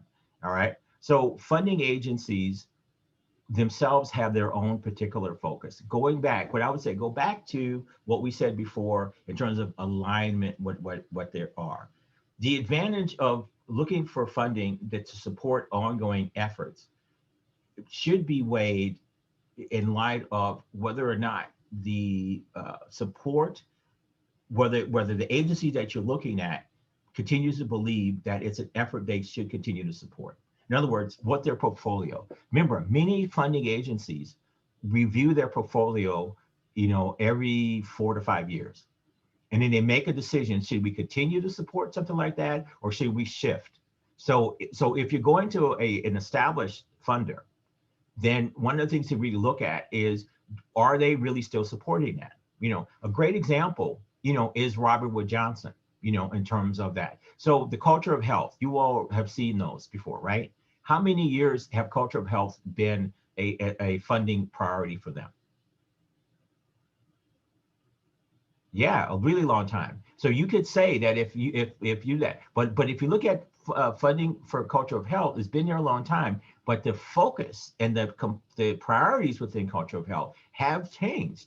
They've kept the overall program, but what they want you to focus on has changed, even to the point where it's so modern that they also want you to look at and add in focuses on the effects of things like racism and the effects of things like health, and and it's always been health inequities, but inequities as they affect certain type of situation, like the COVID. They've just added COVID actually into their things. So the question would be, the overarching program values and focus have been the same, but what kinds of priority areas on that one? So the risk would be, if what you want to do to continue your program is that remains a priority or not a priority for the people you're going to have to funding for.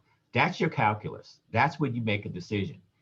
The second part of that is that if it's not, but you believe that what you're trying to do is worthy to convince the funder, even if it's still no longer a priority to do, then that's a risk you take in terms of that. But the way I would say that to hedge your bet is talk to the program officer, call them up, right? Or reach out to them and say, we understand that what we're doing is not necessarily a priority anymore, but we still really believe that this is really important. What is your take on that? And that's the way I would do that. So before you put pen to paper, or even admitted it. That's what I would do. And that's what I found to be the case. And I've seen many of my colleagues where they apply to agencies and certain things are no longer a priority, but they've been able to convince certain project officers or get a sense from project officers, even if they submitted, is there a mechanism for that? Because generally, it may not be a priority in terms of stated it, but it still may be something they're willing to fund. And that's your sweet spot. That's what you want to get at. You know, if it's not a priority, but are they willing to fund it, then you do. So that's your risk there. I would say that if you have the evidence to demonstrate that you've been effective in this, and you can demonstrate the gaps and where you need to go, you can make a really strong proposal that way. But you need the evidence. You can't just sort of, do that. So this is why I harp on a good launch and evaluation program. But anyway, that's my answer.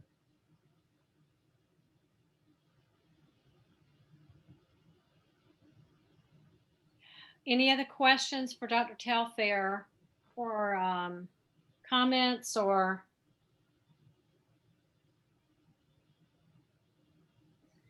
This was just a great increase to our learning. Thank you all for doing this. Thank you, Dr. Telfair, for just really pouring out your heart with the information. So thank you very much. Quite welcome. We're not done. Come back. I will. Dr. Telfair, I'm wondering ma'am. I'm wondering if for the monitoring and evaluation piece for next year, Mm-hmm. we could take an example of some kind and sort of build out what that might look like. Exactly. And that's exactly what that's what I would want to do. If someone, just like you all have examples here of stuff to work on, then, do that, but bring something we could do. I could walk you through basically, if you look at what we had put together, I don't know if Miss Sasborn is on or not, but what we had initially planned to do was to do a fundamentals first part of it, and then a walkthrough of an actual example was the second part of it. So we were going to do that anyway. So Ms. Ozanne, that's a phenomenal idea. We could definitely adapt accordingly. I was just thinking even if we stayed on the front porch as an example, we could build that out. Right. Exactly. And so that people could see a real life example of what that might look like. Yeah. And especially in each of these areas around process evaluation, outcome, and input. Absolutely. Yeah, we're in discussions, hopefully, with Front Porch anyway. So we may be able to just, show it how we plan to do it. But anyway, that's a great idea. That's a great idea. Okay. All right. Shirley and Blake, do you guys have anything else on your side? Well, I would just say that Dr. Telfair's actually made me miss being on review committees. And who would have ever thought you would say that? No, honestly, I would think, yeah. But I mean, they're so much fun. I mean, it's tedious and exhausting, but it really is fascinating to look into all these different communities and their creativity. And I'm not sure that most people, when they're writing these grants, realize that is what the reviewers are doing when they finally get their hands on these. And you've brought that to light from at least, and your experiences and your wisdom ring, as I said to my group, they ring absolutely true with me. I agree with everything you said. Thank you. I appreciate that. Thank you. Mm-hmm. Shirley, you're good? Okay. Well, okay. Well, if I don't, unless there's any more questions. So can I just say, please, if you're coming back next Friday, please do two things. One of them is make sure you review what you brought and to look at it in light of what we've covered today. And then second of all, think seriously about what we're going to cover. Go over the agenda, go over the slides, and come prepared with questions that you might have. And not just you, but, discuss it with your colleagues, because I know most of you work with a lot of other people, and, share that with them and see if they can come up with that. And I think that would add to the substantive of this. We want it to be a discussion next week for the most part, if you look at the agenda, and less of me just going over stuff. Today was designed mostly to go over stuff, and then next week is designed mostly to have a dialogue. It'll going to be a pretty boring dialogue if y'all don't have any questions. So anyway, I'll leave it at that. Dr. Telfair, Yes, ma'am. next week we could also touch on, Shirley Roberts brought this up in the chat. It's just thinking about how we talk about sustainability within a proposal. Many proposals I've looked at recently are asking for sustainability plans. So if you could touch on that for next week as well. Yeah, so if you could do the put that as a question next week, I can definitely do that. No problem. Okay, great, thank you. Right, and also I would just say, because I have the tool, actually some of the tools that I have in the appendix, it could be used as a walkthrough for that type of thing. Great, thank you. Okay. All right. All right. Well, thank you all, and thank you for listening. And I look forward to having a group back next week. Ms. Roberts, I turn it over to you to close out. Okay. Thank you, Dr. Telfair, again, just for an excellent engagement and program on this grant skills workshop this morning. It just, we've gotten so many wonderful comments from folks. So we really appreciate your expertise and you sharing that with us this morning. I'm going to just say to everyone, we'll be sending out information to follow up. We've gotten several requests for the recording for this morning. So Rachel will work on that, maybe putting it up on YouTube so that we can, it can be shared with the group that signed up. And then also just making sure that for next week that you RSVP to the invitation that will be sent out, and so that we can get an accurate count for next week as well. So thank you, everyone. Again, thank you, Dr. Telfair, for such an awesome presentation, and have a great weekend, everyone. Okay. Bye-bye. Bye.